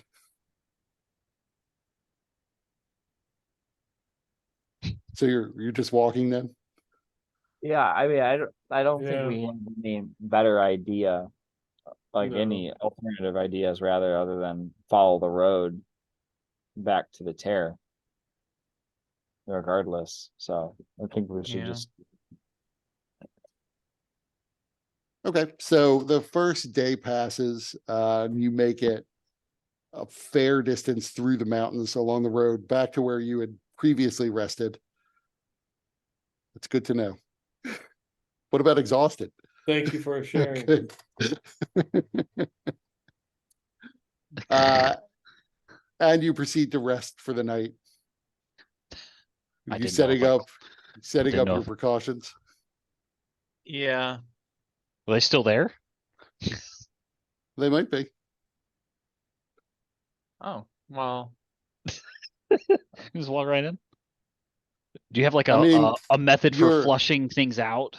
Your spell would still be active, so presumably if you didn't actively try to dispel it or stop concentrating on it, or I don't remember how that spell works, but you could still It- shape it for another several days. yeah, it So- doesn't require concentration. It's just, so I guess as we would get close to that spot, I would be, I would make a gesture to change the nature of the illusion to shoot up a big old flagpole with a derpy version of Zarius's face on it. I'll just look up and who's that supposed to be?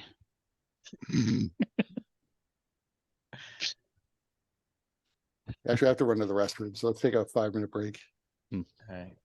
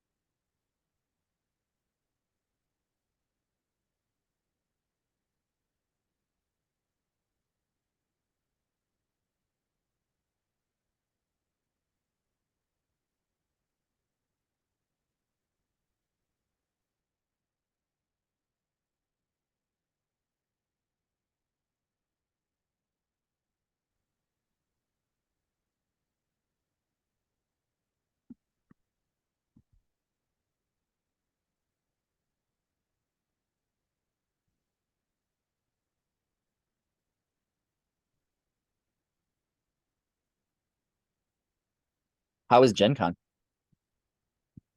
Pretty good. You know, we went in with the intent of not spending hundreds of dollars.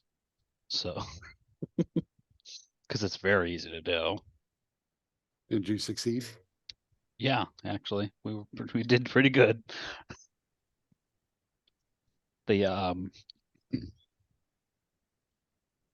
we found one of the rooms that just like had a bunch of games in it from one of the developers, Rio Grande Games, and they're just their whole room was just come on in and play a game, you know. What's their? I've heard of them. What game are they? What are their popular ones? Their biggest claim to fame is probably Dominion. That's where. Yeah, that makes sense. I have like umpteen Dominion expansions. Yeah, so they did Dominion. And Race for the Galaxy and Roll for the Galaxy too. We actually played Race for the Galaxy a few times. I like that game a lot. That's cool. What were the big attractions there this year? I hadn't heard that much about Gen Con this year. Probably the biggest thing was Lorcana, which is like Disney's attempt to get into the card game business. But it was pretty popular and people fucking love Disney, so it'll probably get some traction at least. Disney can go to hell. Although I do love my Marvel Villainous, so Yeah, the complicated villain relationship game. there. Yeah. I just love the real low energy. Disney can go to hell.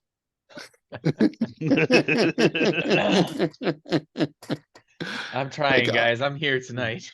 No, I get it.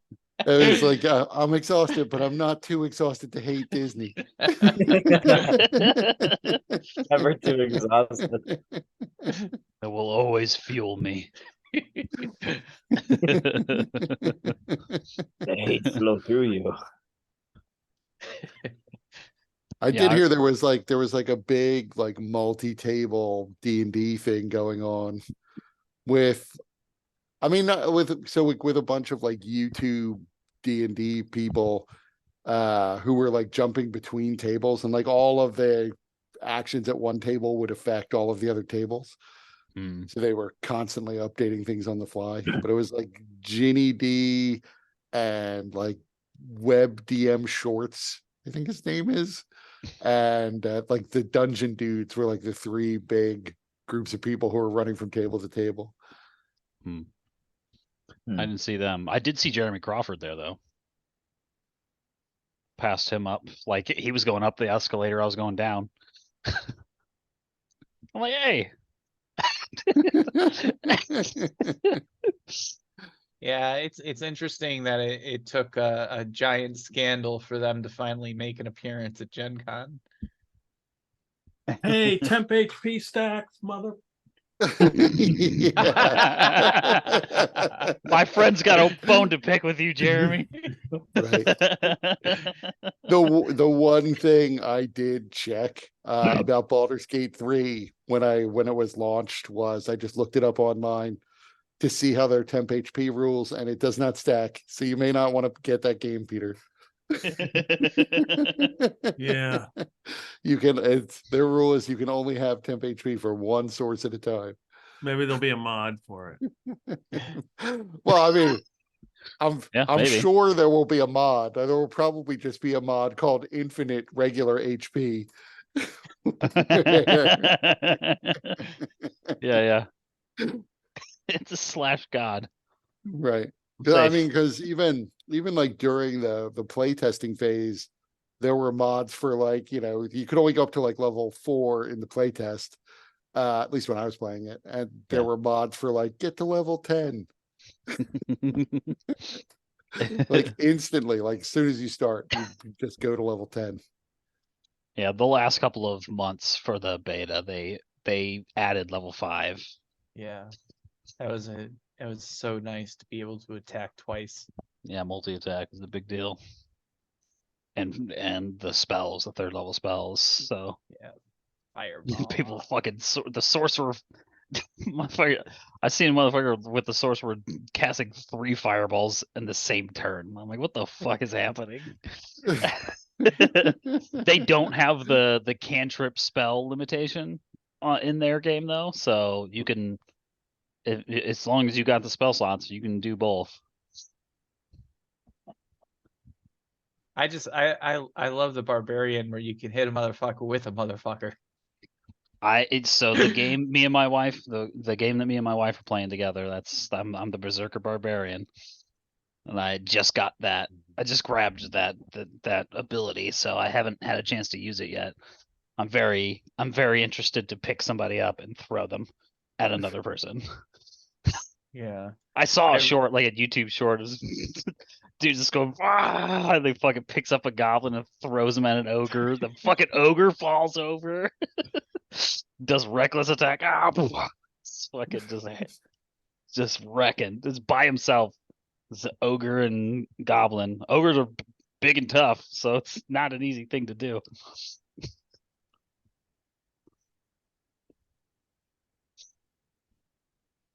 My solo game though, I have my Dragonborn wizard.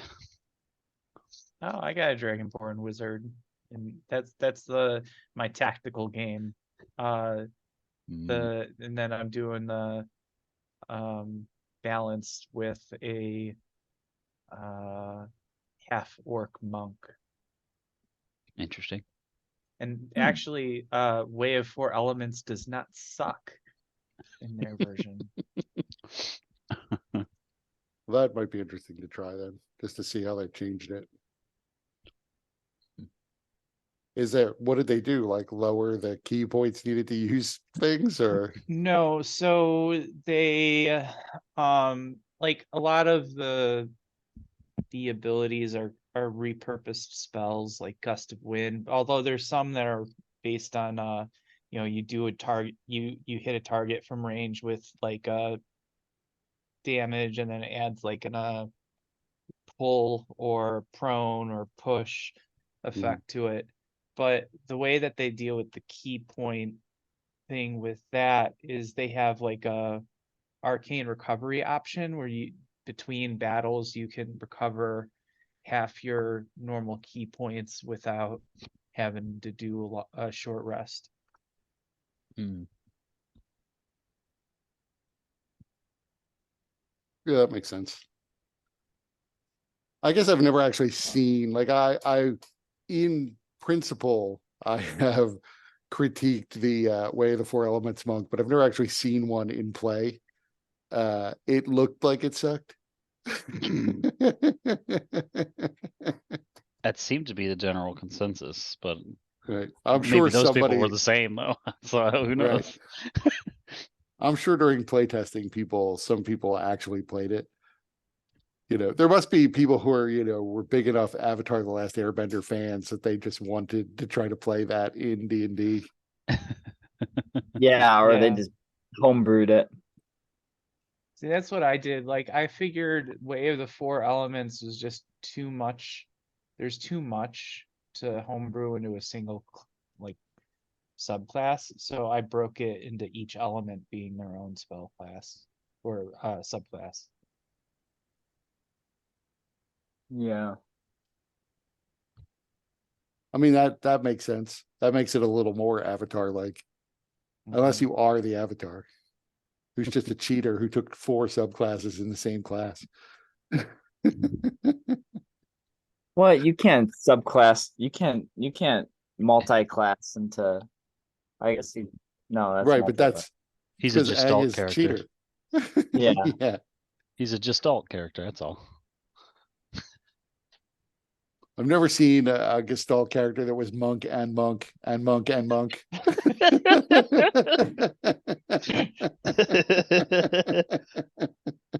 It's the way of the 4 elements, that's what it is. It's fucking terrible. But maybe they'll then adapt those fixes into the next time they revise that version of the monk. which would be good. Although, I fear how many stuns there will be if the regular mug can just get his key points back and continue stunning.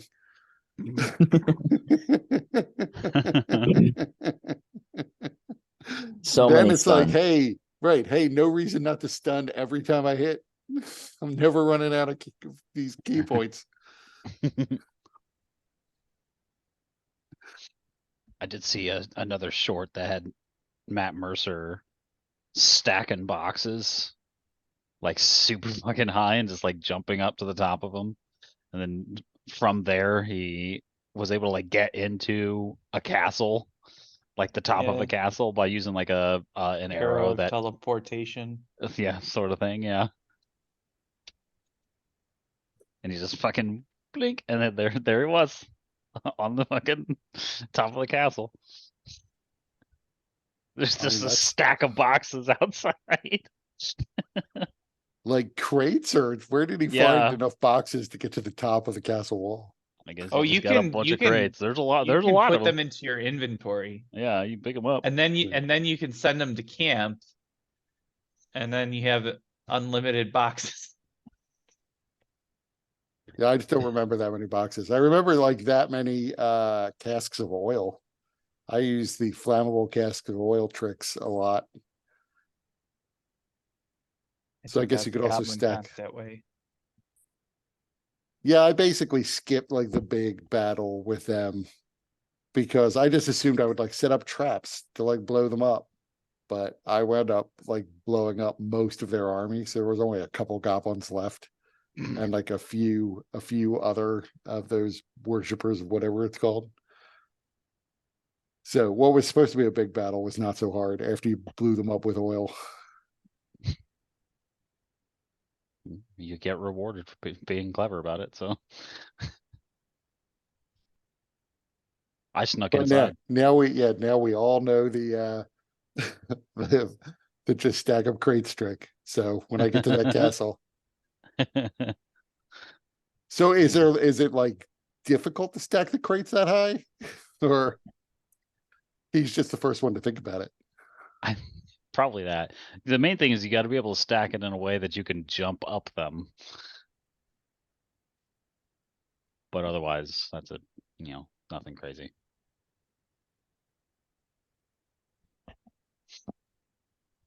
And I don't remember an arrow teleportation, but that's a cool magic item. You'd sort of assume how that works. Yeah, it's like a arrow of transposition or something like that. It's like wherever it hits, you teleport to. So, Right. and obviously it's spent after that, but Right. Because he also has like in his one campaign, the dagger that works that way. Where right. Vex could throw the dagger and then appear where it landed Yeah. within whatever range. So did he take his whole party with him? Or was Nope, he like he was solo. I don't know where the rest of the party. It was a short, so it's like him. It was like the final steps. You could tell how high it was. so hope he can get back out? I'm sure think- he can. Right. He was streaming, and I think the main guy, the head guy at Larian was like on the stream with him, watching him do this. And he's like, "Well, congratulations! I'm pretty sure that was the first."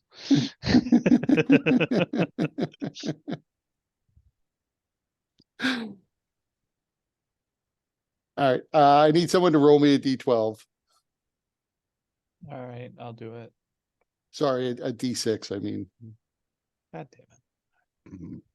Tricked you. Fine.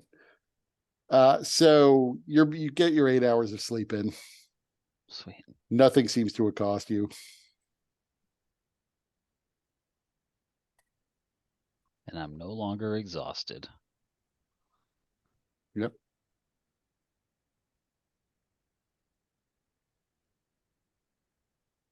So marching off the next day, I don't know why it sends it, but it does. good to know. Marching off the next day, you come back to the river. The river looks somewhat different. The water is noticeably green, almost an emerald green. And the rope bridge that looked pretty old is now made of white stone and passes in a high arc over the river.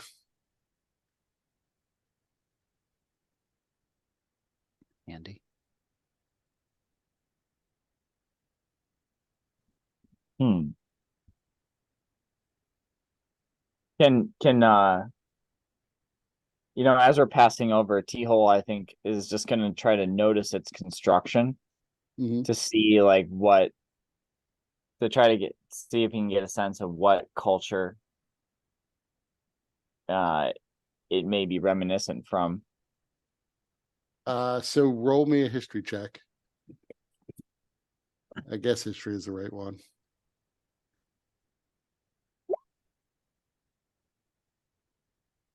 You're not, oops, that's the wrong map. I was going to move you back to this map. So you're not exactly sure, like what culture this is from. But hold on, let me look something up.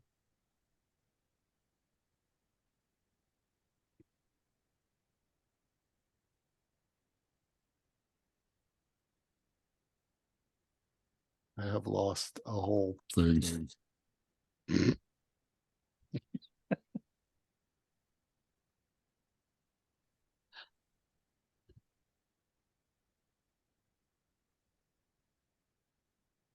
My internet's struggling.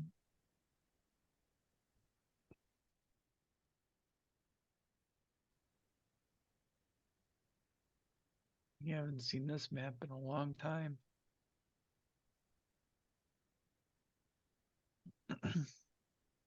Yeah, and again, that's not even the map I was going to move you to, because I was going to move you back to this one just to show that this is the tomb of Amun-Re, and this is apparently where Rary is living.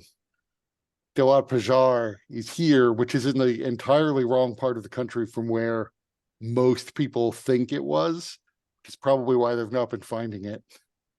And the Great Colony is out on the Sea of Glass here.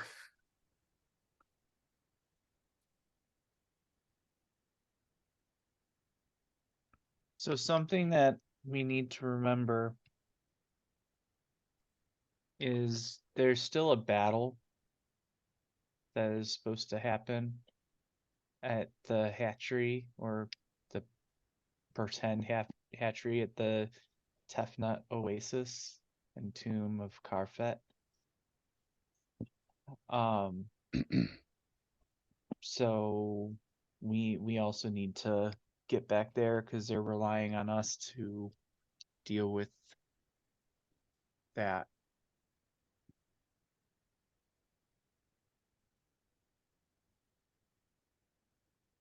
Which is convenient because it's on the way to the Great Colony.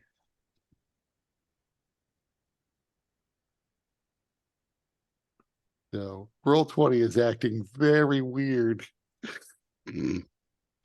So I'm on a different map and I'm just moving a token. And for some reason as it lifts and moves the token, it is shifting the map underneath me, which makes it difficult to place the token where I'm trying to place it. Because the map keeps moving. Let me try switching between pan and move. No, it just thinks I want to pan and move for some reason. Let me just refresh.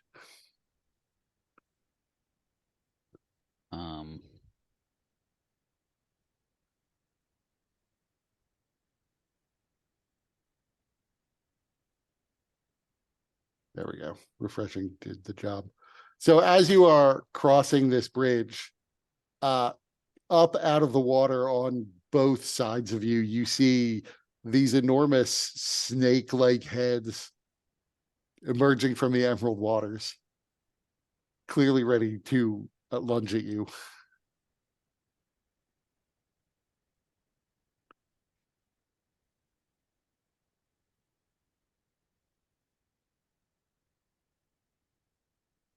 One there, and then there's one here.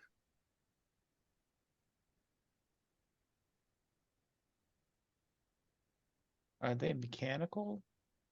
No, that's just the picture I've chosen for this.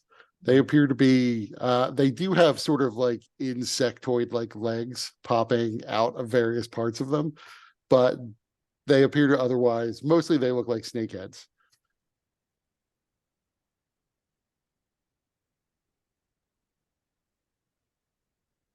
So let's roll for initiative as they're going to try to strike. That's good.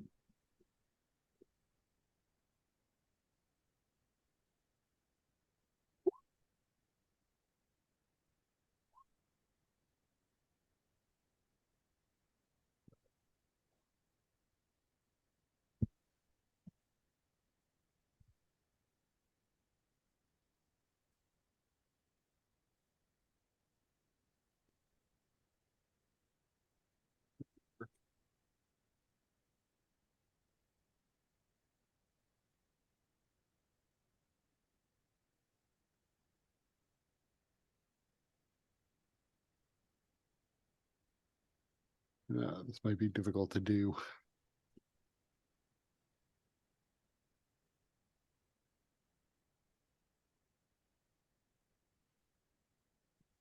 But they're going to lunge at you first.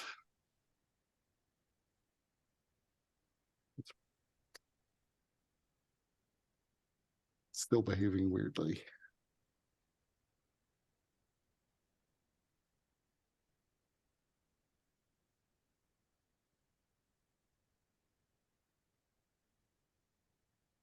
Are we considered surprised, No, given that they, okay,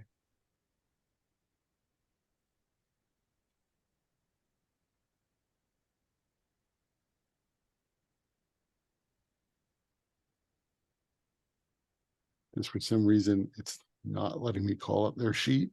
So maybe you should try refreshing. yeah, let me do that.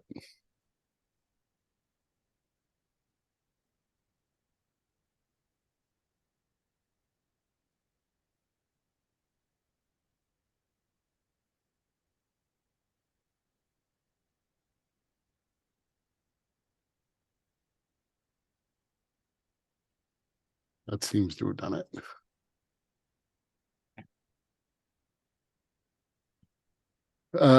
So they can't see Kepri because he's invisible.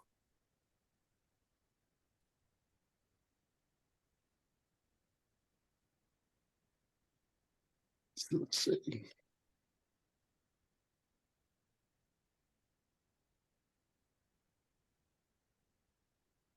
So they're going after T-hole and Aurelia. So the first one bites T-hole. It's a hit. Next one bites Aurelia. Possible crit. No, it's not. Yikes. Gee whiz.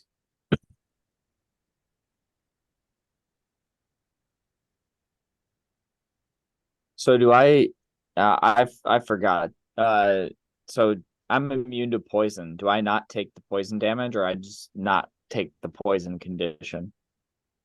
You don't take the damage if you're immune to poison. Okay. Um, So, and it's Clave's turn. Um, How much damage do I take? Sorry. Uh, 41? No? yeah, 41. Okay, thanks.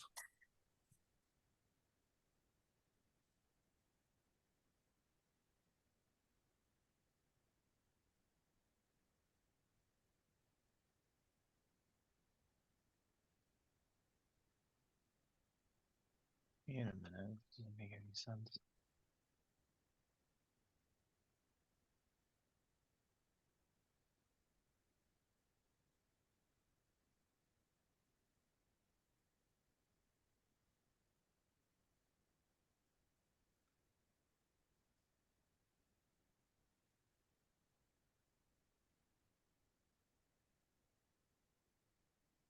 Oh, 10. 10 by 10 foot panels. Okay. So let's see.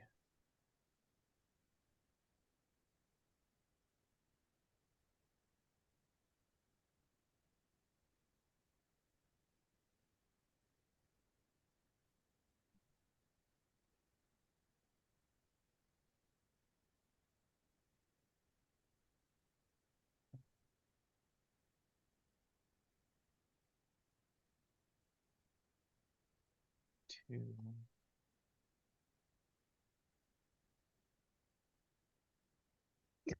Okay, so I could do that. So I'm gonna cast Wall of Force.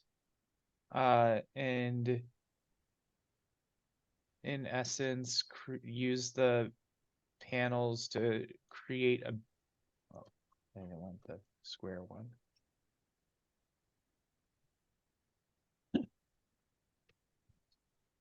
Uh, kind of go like this to give us a path to just get away. So how many panels does it take? So I get 10 by 10 foot panels. So I'm thinking like 3 here, 3 here, 2 here, so that's 8. So then it'd be 4 then. 4 on the either side, and then 2 behind us. Okay, so there's a roof on this thing? No. How well, okay, so that's a good question. How tall are these things above the water and above the bridge? So the bridge is about 20 feet over the water. They're extending, the full 20 feet up. Okay. So if I were to have just these 10 by 10 panels, then theoretically that's sufficient, although I guess they could be hiding more of their body under the water to Right. reach over. Probably a safe bet.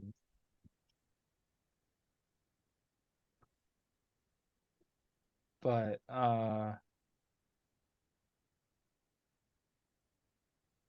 yeah, I would do that and then start running. Technically, you're going the other way. Oh, Doesn't really matter, but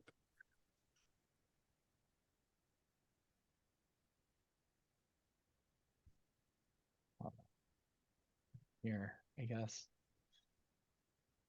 And then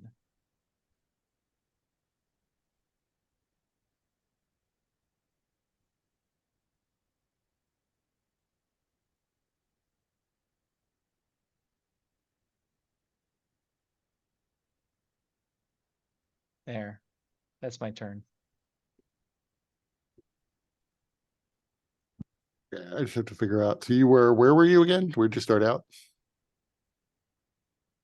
I think I was right here.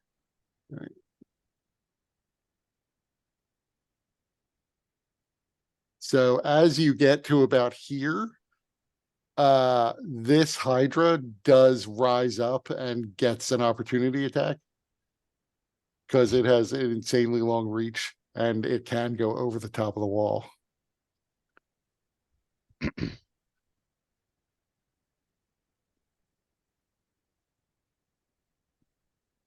I'm going to use my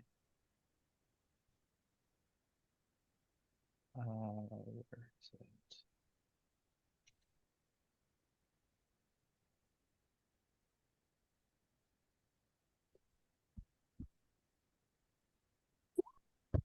My illusory self to make it miss. Okay. And you can see this other one is sort of waiting to strike, but you haven't moved out of its range yet.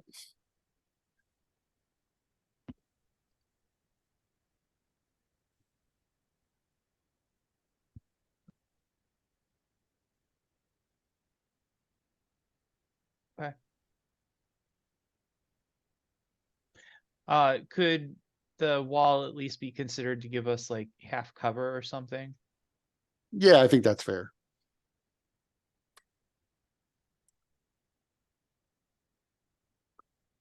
So it's going to then, there's legendary action to cause another head to appear. Oops.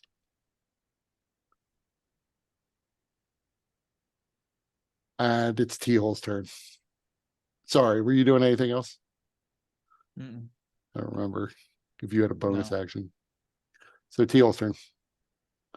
So Teal's gonna spend 3 Kai points. Sorry, to, what was, I don't see Aurelia in the list. Did you roll initiative and I missed it? Yeah, I did. I thought I clicked on my token. What Yeah, was your you initiative? actually 25. They should have gone first. Yep, you should have gone first. That's all right. Held your turn. Maybe they're friendly. You can go now and we'll just come back to you at the top of the turn. Okay.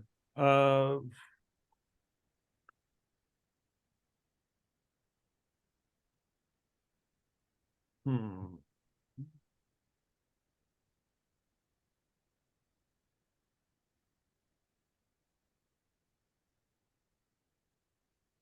So do I see this other head pop? Well, is there Yeah, one you- popped over the wall? So all three of them, you now realize, having seen one strike out at Clave, that all three of them that you can see could get over the top of this wall. I guess Right. is the wall invisible or can you Yes. vaguely see it? Oh, no, Oh. so yeah, that's a good point. It is invisible.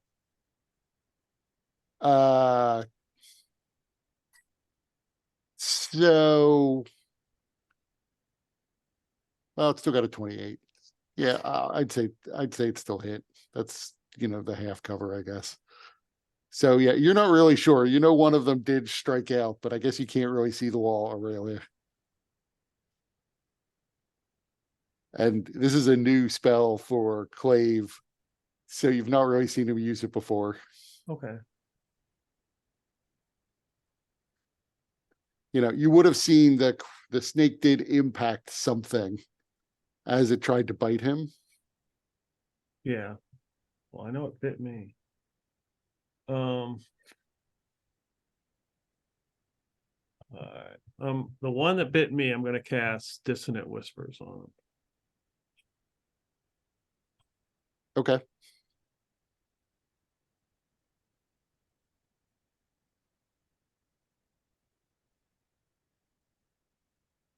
So it fails, so it has to take its reaction. And curiously, what you actually see is it swims up this way, but this one also moves, and this one winds up about here. Okay.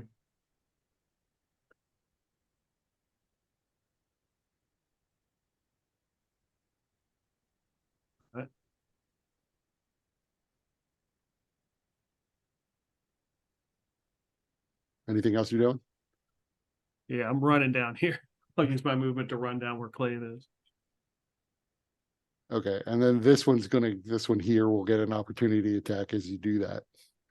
No, never mind. It used its reaction, but it actually it still can't do it actually. So it gets extra reactions depending on how many of its fellow snakeheads it's got about it. Nice. So I guess with the. Well, I guess after that, well, okay, so I guess I have a question because they wouldn't have been able to see the wall. They wouldn't have necessarily known that they need to go over it to attack that first time. So so I use my illusory self, but if I hadn't done that and if it just hit against the wall, could that kind of be what happened and then now it knows that it needs to go over the wall? So, Because it is invisible, so right, that's fair. I will do that. I mean, I would also say just about this, thinking about it more, that I would say the wall gives you more 3/4 cover than half cover. okay.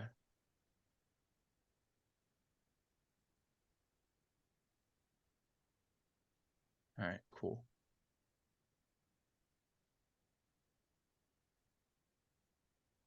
All right, so So, that so guy, basically that means you add 5 to your AC because you've got the cover of this wall. But Okay. does a 26 hit you? yeah, of course it does. Well, with the +5.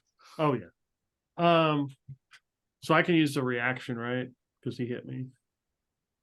Right, and unless you're immune to poison, you have to make a con save. You had to make a con save last time too. Yep, I will make a con save. I'm gonna use my reaction to cast Rebuke of the Void. Make a deck save.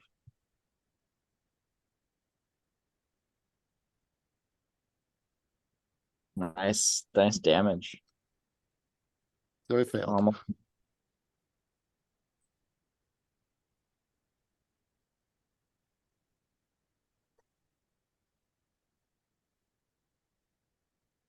And it takes the damage. Okay, and then I roll. And then I make a con save. And I fail it. So you're poisoned. Okay. And now it's Zary's turn. Um, I'm sorry, I think we skipped Teal. I think yeah, I I was gonna skipped say, Teal. isn't it? So yeah, Yeah. Teal's turn. Yeah, Teal is spending 3 Kai points to summon his arms and his visage.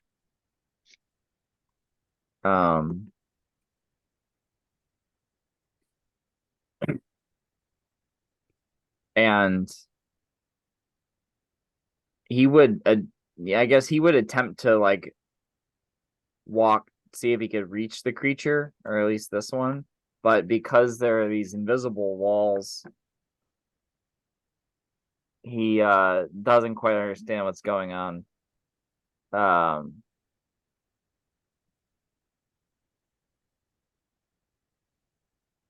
So he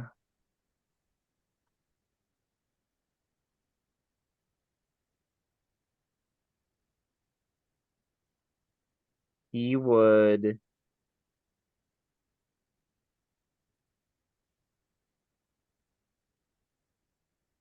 he's gonna hold his action until, because he's seen these creatures dip their heads over trying to bite uh different people. So he's gonna hold his action for the next time that the creature attacks one of us. Okay. Since presumably at that point the head will be within range to hit. Yeah, it will be. You could also just, I mean, even though it's invisible, you could climb the wall since you're a monk. Yeah, but I And- also, kind of don't want to lose 3/4 cover. Well, but you can Uh, climb the wall, attack, and then just jump back down. That's true. I was thinking more like flavor wise, like how does one know to climb? Like if you run into an invisible wall, like how would you know how high to climb? Um, but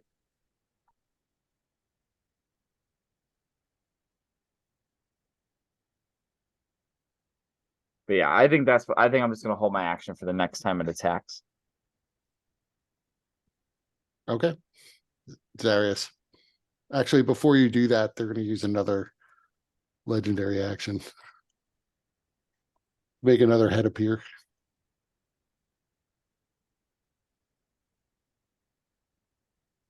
Now it's your turn. Um.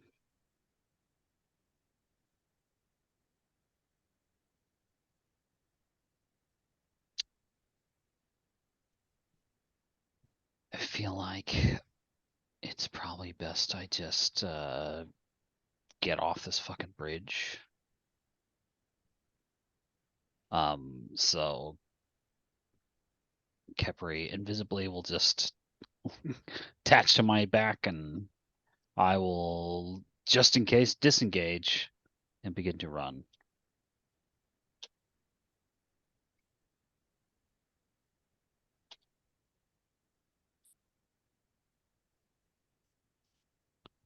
I think that's 30. I already did my action. Bonus action, I'm not gonna do anything right now, so I'm good. Uh, they're gonna use their last to make another head appear. Oops.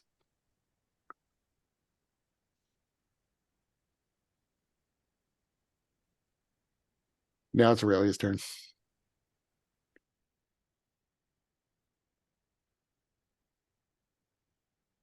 Hmm. Do I make the con save now or at the end? At the end. Gotcha. Okay. Okay. Wonderful.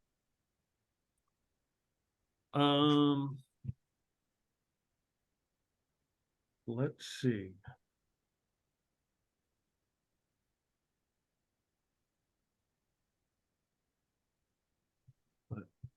What is that? Let me see.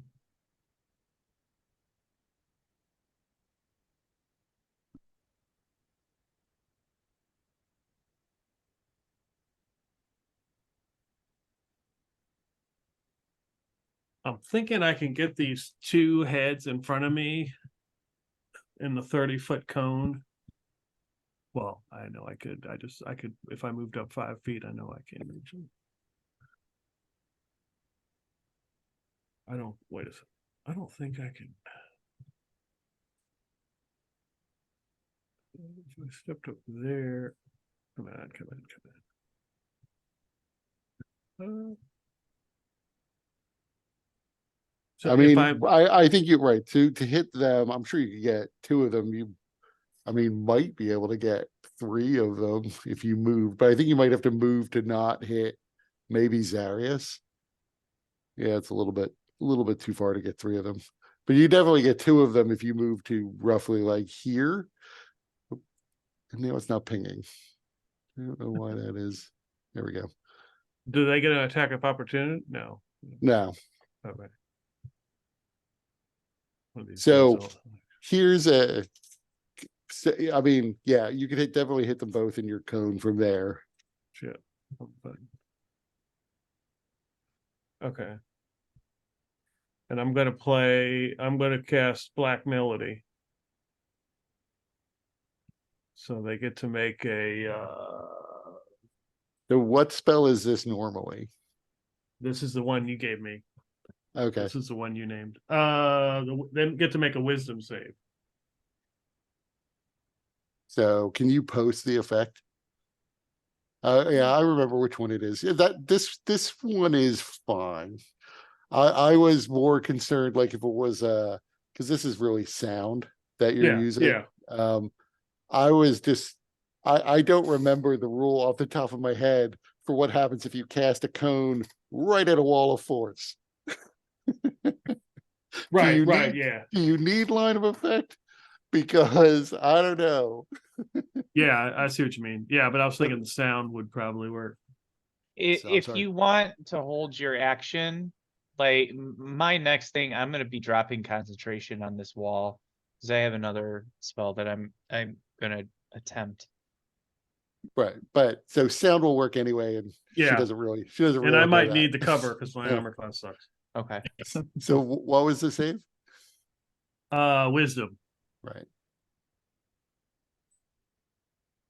Yeah, they both fail. Yeah. Suck it, Hydra, and roll damage. Sorry.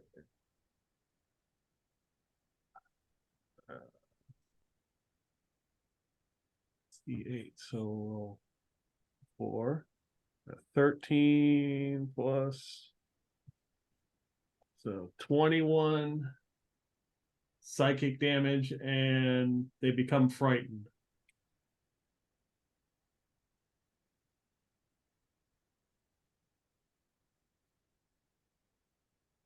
Unless they're immune to fear. We will see. So far as you know, they shouldn't be. Okay, so they should at least take 21 damage. Right. Oh yeah, and I get to make my con save. No, Nice. I think so. Anyway, down.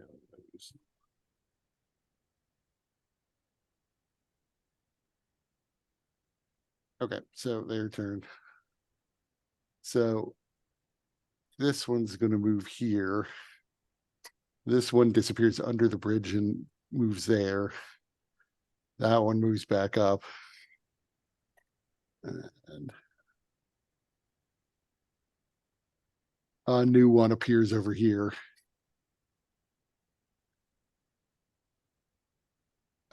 So this one who's not frightened is gonna go after T-Hole. Because you're closest to him. You have +5 to your armor class still. Yep, that still hits. So it does 25. Well, but it's a disadvantage because, oh wait, it's not frightened. Right, it's not the frightened one. The two that are frightened are gonna go after Aurelia, but you have +5 to your armor class and they are disadvantaged. That's a miss. That's a miss. I assume. So your armor class 12. No, it's too better. It's 14, but This one really has 3 targets to go after potentially, because it still can't see Kepri.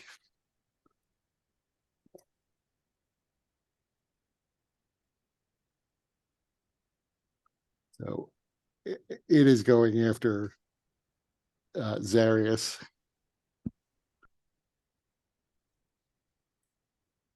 Do I get a bonus to my AC? Yep, there's still a bit of wall between you and it. Sweet. Miss. That one will move up and go after T-Hole as well. Man, And this one's just closer to Clave, so he's gonna go after Clave. Oh, but he misses. So Teal, you're immune to poison. Never mind. You don't have to make a save. yeah. That's their turn. and T-Hole- it redoes the save at the end of its turn.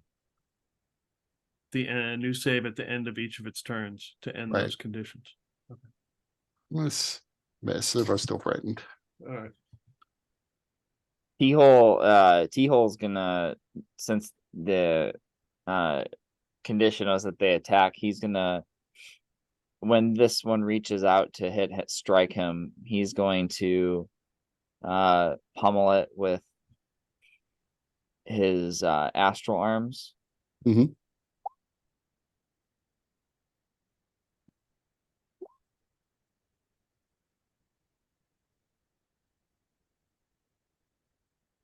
So the 17 hits, which I guess tells you their AC. Yeah. And then how is that damage? Oh, that's pretty good.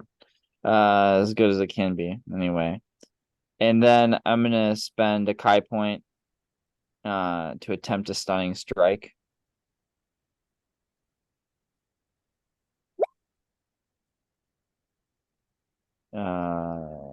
Do you get to add your martial art die to the stuff by chance? Yeah, I do. Ugh. Let's see. DC 17, so it fails that. So it's that head is stunned.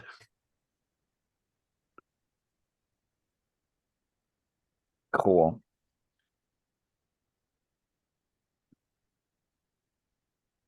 Um. Hack, bonus attack.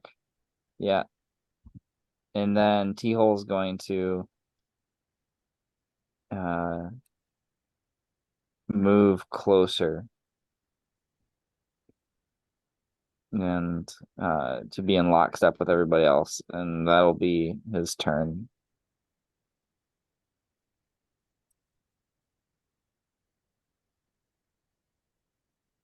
Okay. So now it's Clave's turn, then Teal's turn again. Well, because they had to move, they fucked up what I was thinking I would do. Um.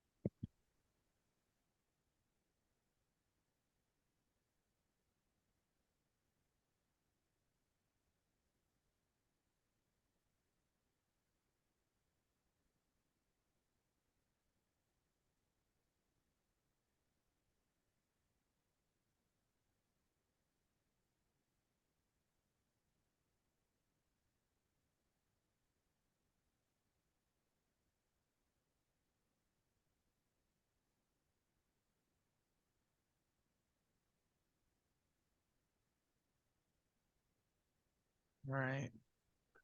I'm gonna.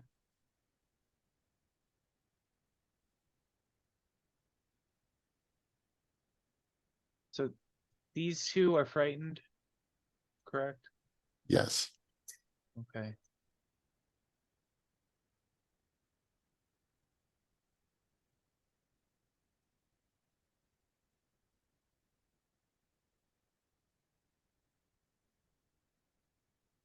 Alright, even though it hits fewer of them, I'm gonna use Synaptic Static on these two. Uh,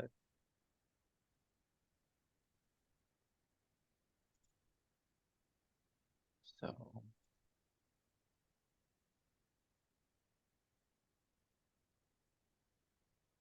So they're probably gonna fail this. Yep.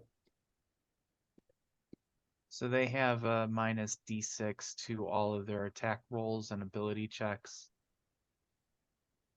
At least those two heads do.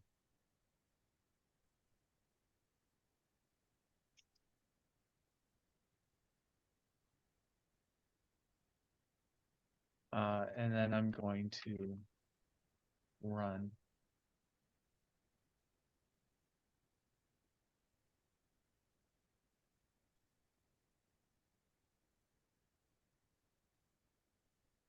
And that's my turn. So as you run, some of them might get attack of opportunity.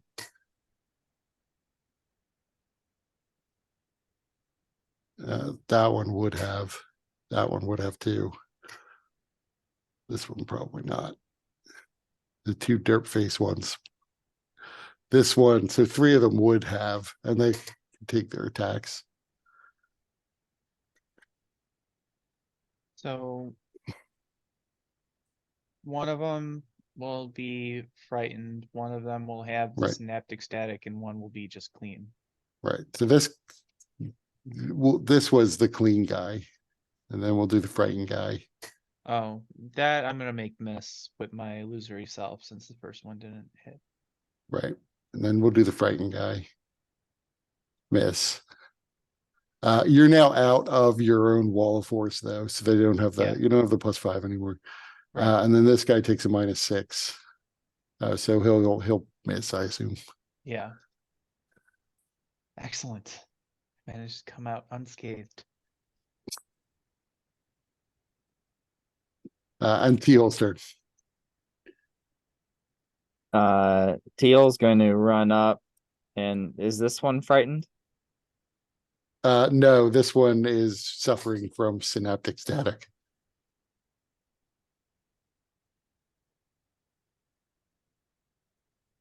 So is -6 to a bunch of checks, including saves, right? It's a minus D6 to attack rolls, ability checks, and concentration checks. Okay. So not saves. Mhm. Okay. Yeah, T-Hole's going to,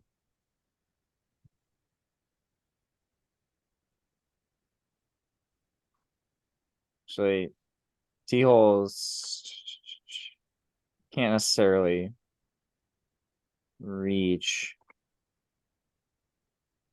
Yeah, he could, if he gets on the, gets kind of on the wooden plank here. So he's gonna run up here and strike out at this one. Okay. Oof. Um, two more That's- times. Those are hits.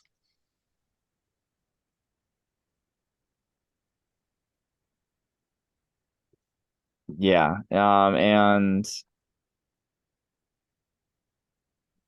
he's gonna attempt another stunning strike. It's Are you stunned. doing your normal martial arts or your flurry of blows?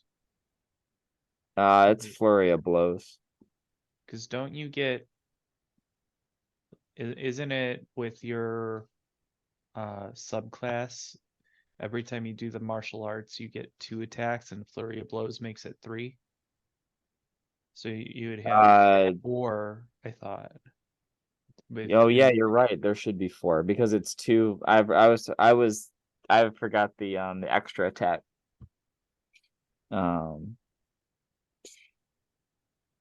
Shows you. Yeah, so yeah, there should be 4. 2 for the extra attack and then 2 additional for the flurry of blows. Well, but if you're doing flurry of blows, isn't it 3? Because with your subclass, don't you get an extra attack whenever you use your bonus action martial arts? No, it's 2. It becomes 3 at the 17th level.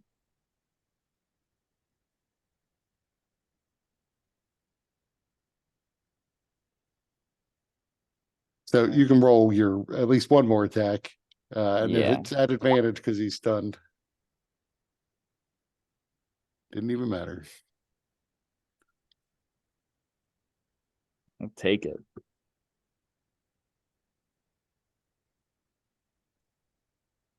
Anything else you're doing?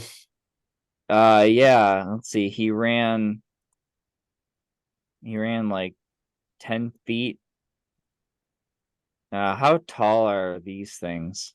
Like, how tall are the sides, the supports of the bridge here? They're the- only like they're only like 3 feet high, 3 or 4 feet in that range. Okay. And then what he's gonna do is he's moved 10 feet and he's gonna move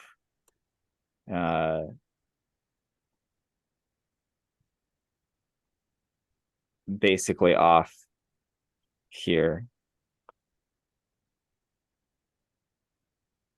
So as you move that far, like even like they still get an opportunity attacks as you go, not the stunned one, obviously. Well, this one already Yeah. took its attack against me, as did this one. Right. Unless they But get it's got multiple multiple reactions. reactions. But I don't know if that's per head or if it's per, Right. It is complicated, but yeah. Yeah, I do.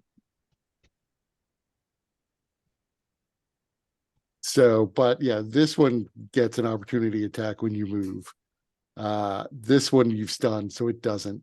This one gets an opportunity attack, another opportunity attack, even though it's already taken one. Okay. But this one's frightened, and this one has a -6 D6. So first the frightened one. That's a miss, and now the -D6 one. And this is after not counting. You don't get the +5 anymore when it makes its attack. Yep. So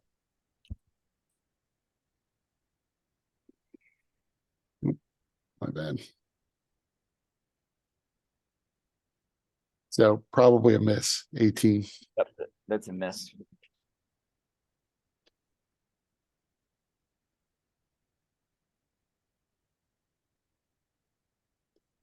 And Zarius' turn.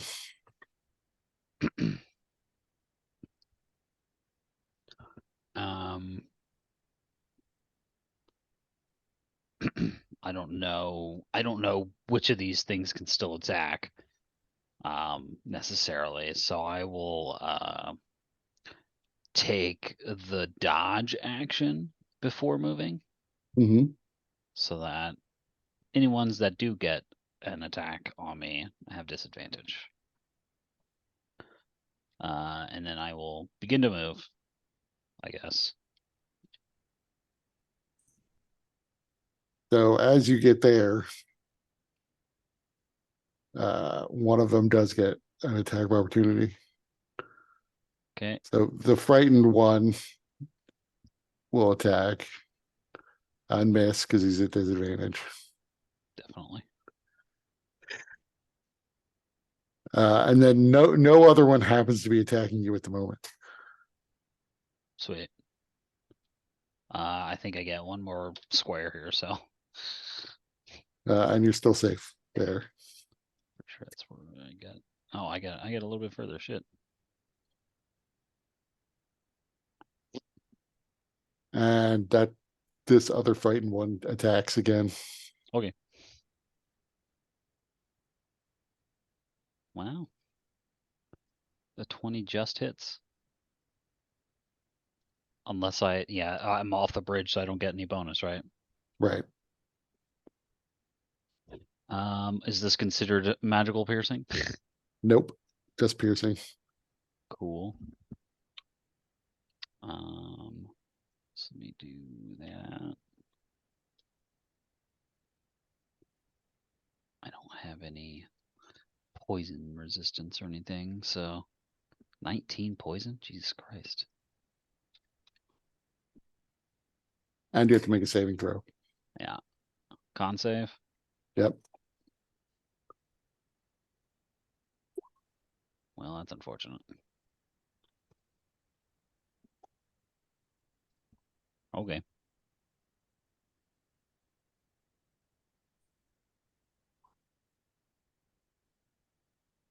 Good to know. I like that it calls it out every time you change your conditions, actually.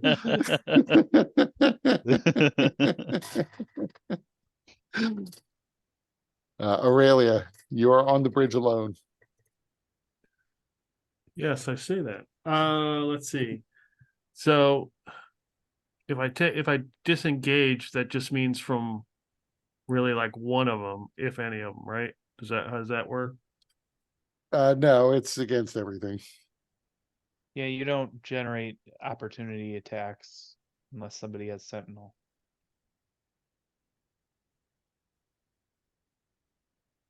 Okay.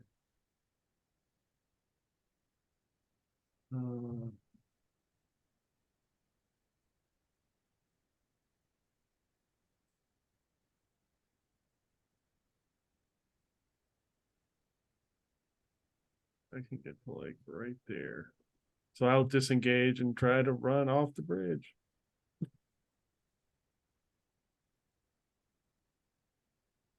So yeah, as you're doing that, a couple of them do get attacks on you. They They but don't care. she They don't care if disengaged. disengaged. Right. No, you're right. Never mind. Anything else? I make a con save. No. Do I do it every turn or no? Yeah, every turn, so you can get rid of the condition. No, I still got it. Oh, I guess. Do I get one at the end of my turn? Because that happened on my turn. Yeah, I guess you do. Sweet.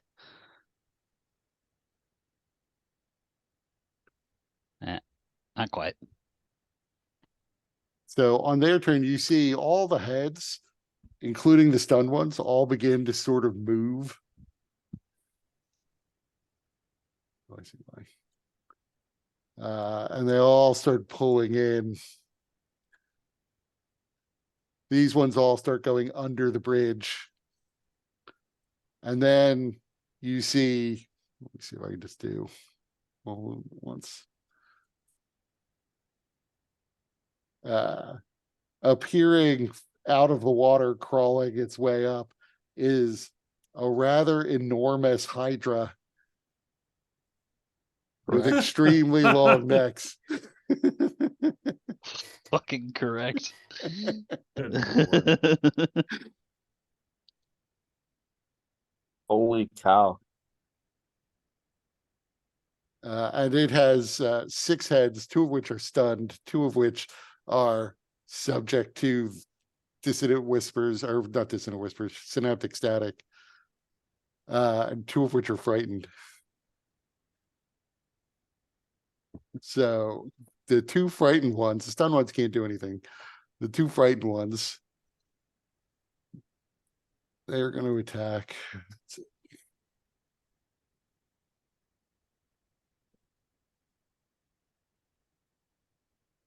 That's Aurelia, T-hole, and the other 2.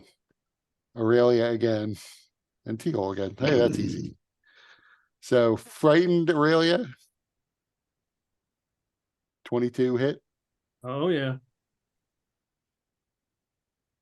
and then minus D6 Aurelia. That's a miss. Frightened T-hole. That's a miss. Yeah. And then minus 46 D6 damage. T-hole. Good lord.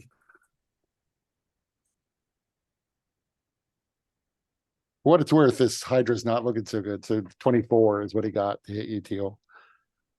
Yeah, that hits.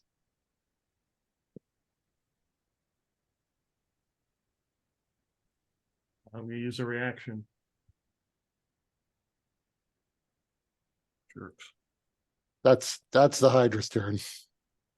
All right, I took damage. I'm gonna use a reaction.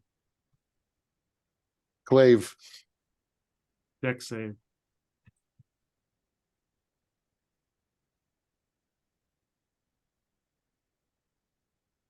it's deck save. Miss. Now it's looking really bad. It's not doing well.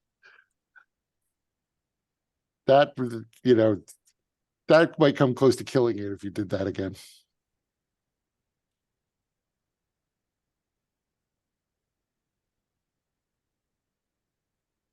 It gets to roll to shake the frightened condition for the 2 of them. So before you forget.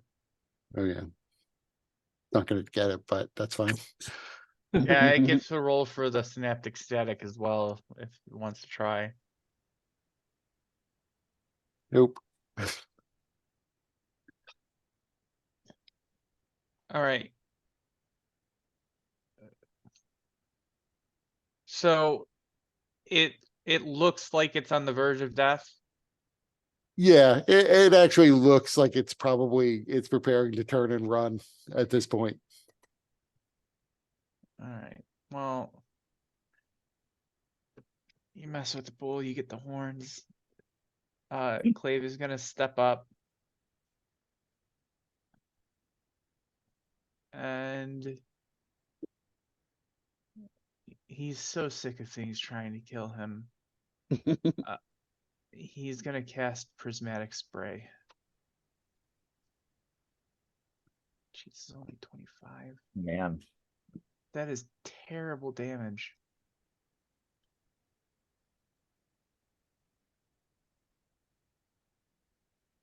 So deck save. It failed. So you can roll your D8.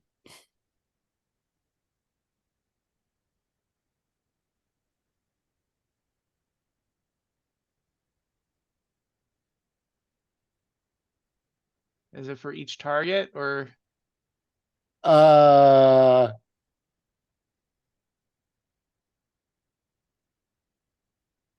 Or is it counting as one target now? we can roll for each head. They kind of act independently. So we'll just say that's head 1. head 2.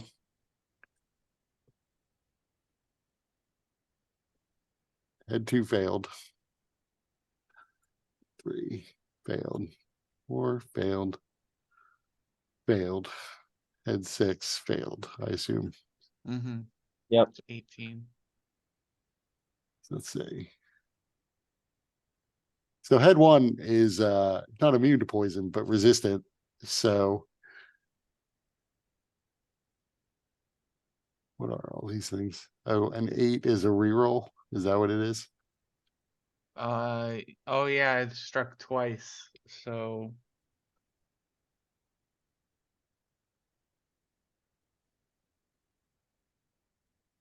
and then so it's hit by 2 and 3. So head 2 is dead. Head 3 is 5. Need a spreadsheet to work this out. Head 3 is dead. Only head 1 is surviving so far.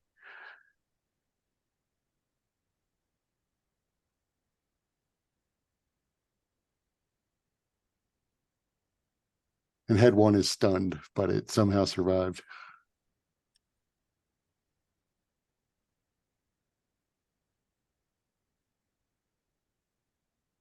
So all of the heads are dead except a stunned one and one that's subject to synaptic static.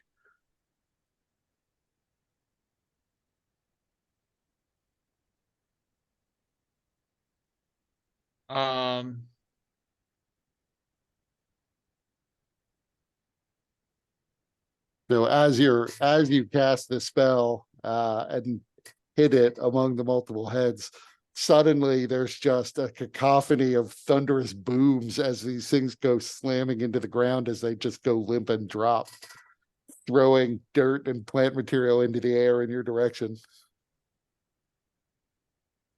Excellent.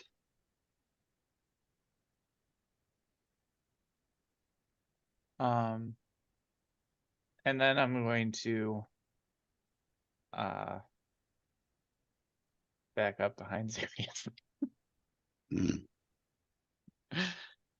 Mess with the bull, get the horns, and then the bull hides behind Ceres. Bull So hides behind the dragon. T-Hole's turn. Yeah, Teal's gonna run up to get within range and he's gonna punch the stunned head. So the stun head is way up in the air. Like looking Are there down at any- you. Are there any heads that are close? The two heads that are the two heads that are not down in range? Yeah, no, they're 'cause basically they're just at the top of this thing's body, and plus the neck length on top of that. So you'd have to hit the body, but it's not looking good. So there's a pretty good chance you're going to kill it hitting the body. Oh, okay, so I can do some damage to it just by hitting the body. I don't need to hit the heads Right. to affect it. Okay, so yeah, I'm gonna hit the body. So that's a Or, hit. Uh, That's a hit. And that's a hit. let's see. I'm gonna spend a Kai point to turn that. Well, do your Uh, martial arts die.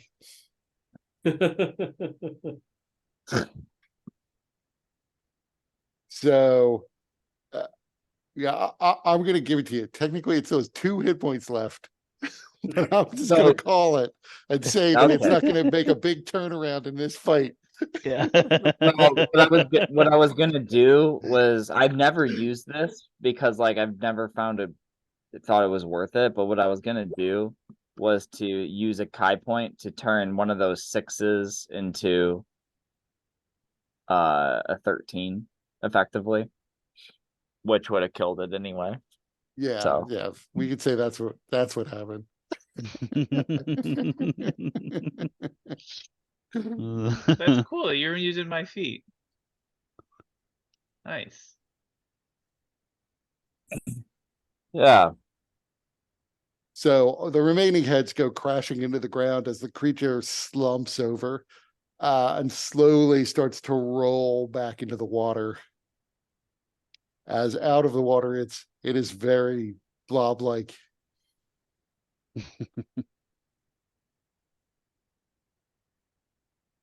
um,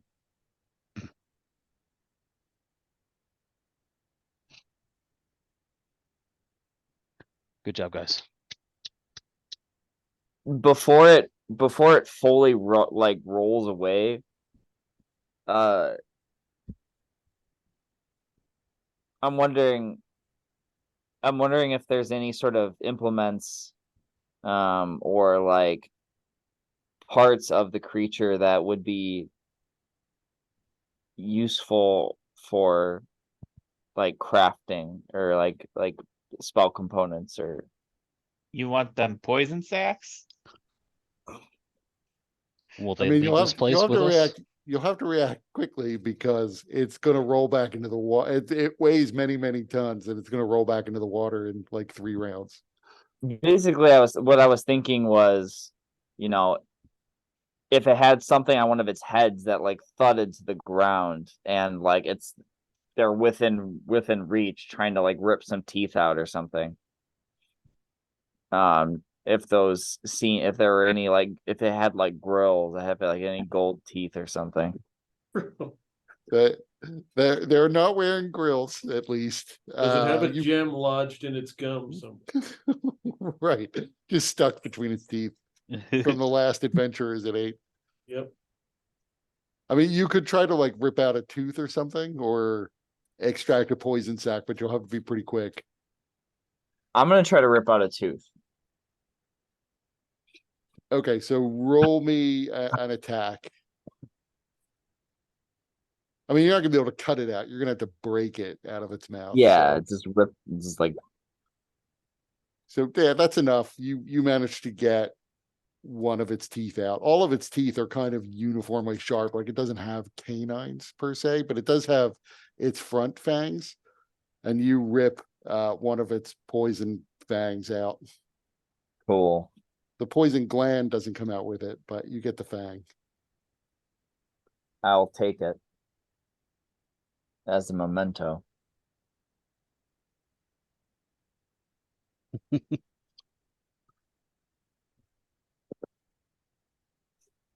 And you then And- continue on down the road and camp out for the second night. That's where we can wrap it up this session. Okay. I guess somebody roll me a d6. I might as well figure out if you're going to meet a random encounter now rather than next session.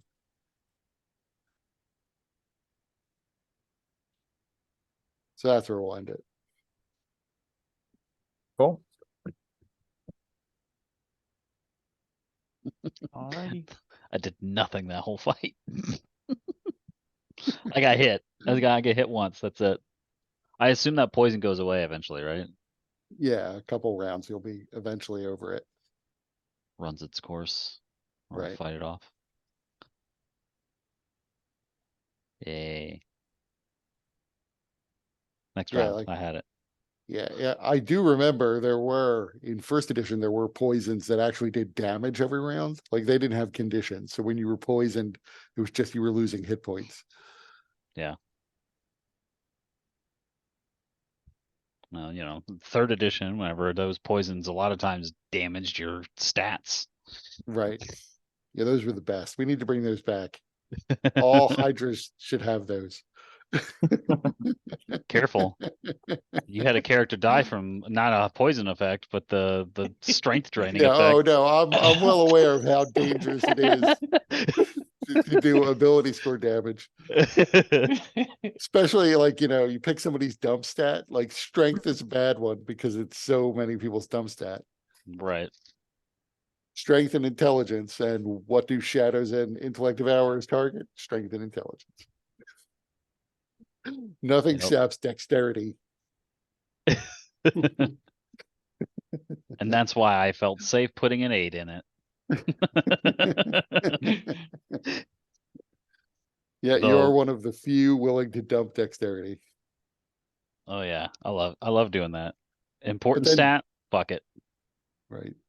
Didn't you get gauntlets or no, that was Lucia Rossi, I think got the dexterity boost. Yeah. Because he also had a lousy dexterity. The belt of dexterity, that was it. Where's my paladin in Mike's game? He's got the intelligence dump. So one intellect devour. Little CR2 creature jumps in your head and eats Yep. your brain. I have had an intellect devour mess somebody up before. It was pretty funny. He came face to face with an Illithid who was like buying slaves from the surface or whatever. And he had gotten captured or whatever. I'm like, yeah, you wake up and this is, basically this is what you're seeing. And after the fact told me, he's like, I had a bit of a flashback. My very first character I ever had was killed by a mind flayer. And he was basically all alone with a mind flayer. Not at a level where he could take it on his own.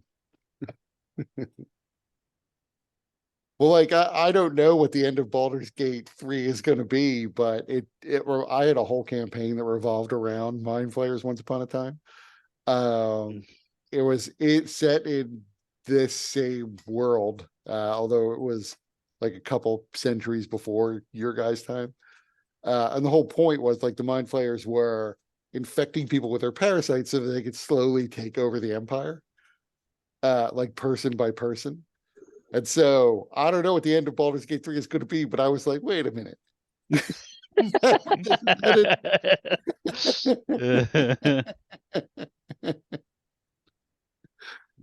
Do the slow burn on the Ceramorphosis. Right. Right. Just so they could have influence longer. Yeah. And they were doing like similar, like there's a similar thing with the Absolute, I think it's called, because the mind flayers were using this to influence the religion. So there were little sects within the religion that were worshiping a new god. That was technically the main elder brain that was running the mind flayers.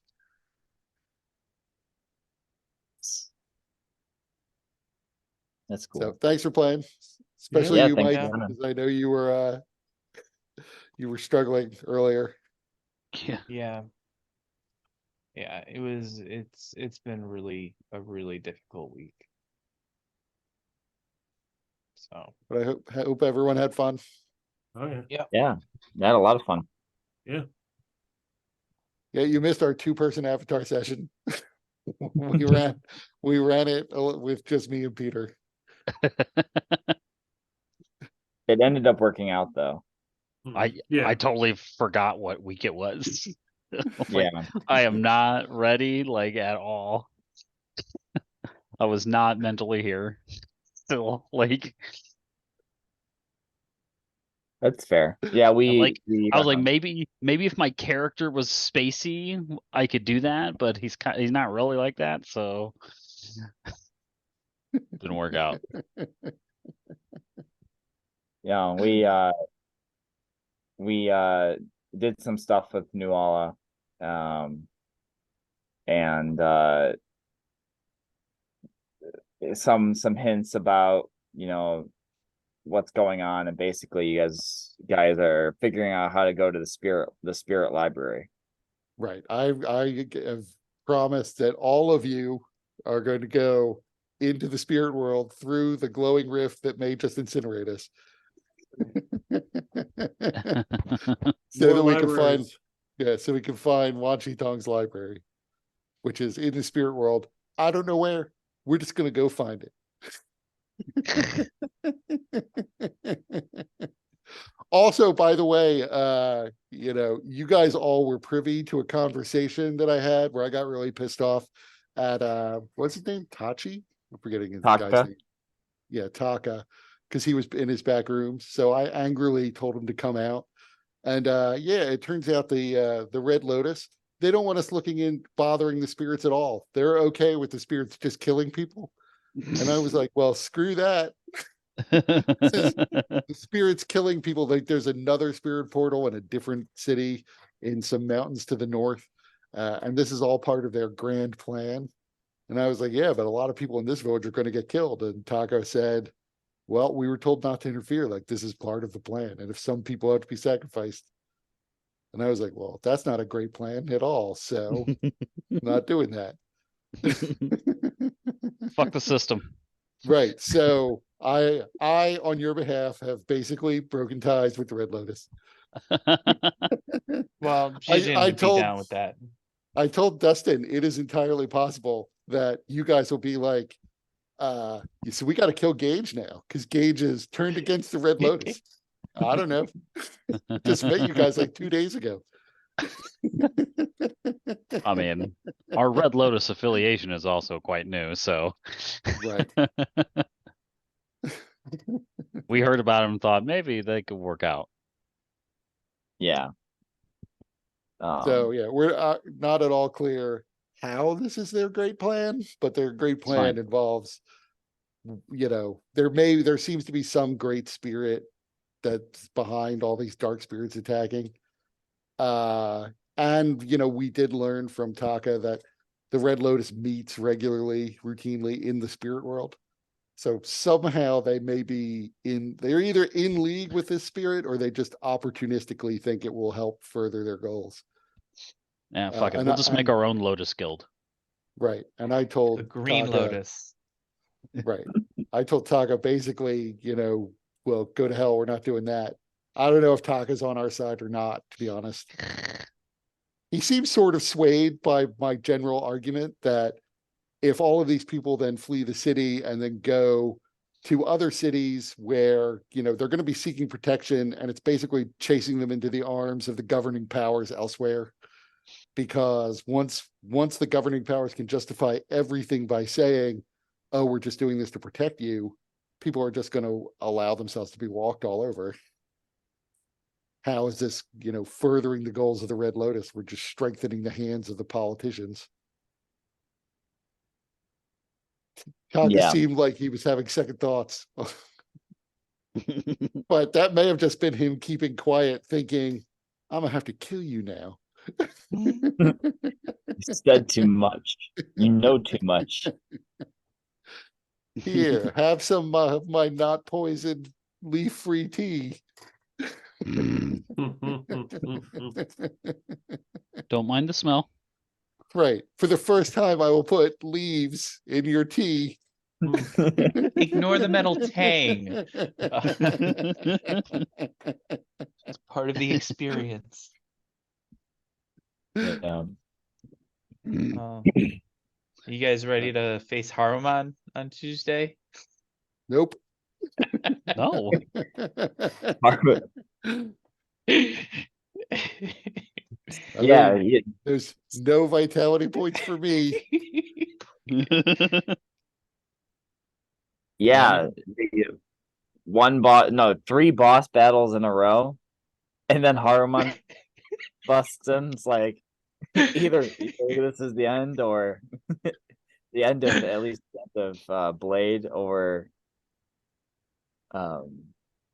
I mean, I hope there's a boss after Haruman. I hope we beat Haruman and then like Rick the door technician runs at us.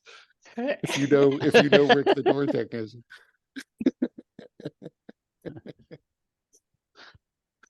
Yeah. All right, I'll talk to you guys later. All right, Alright. everyone. have a good night.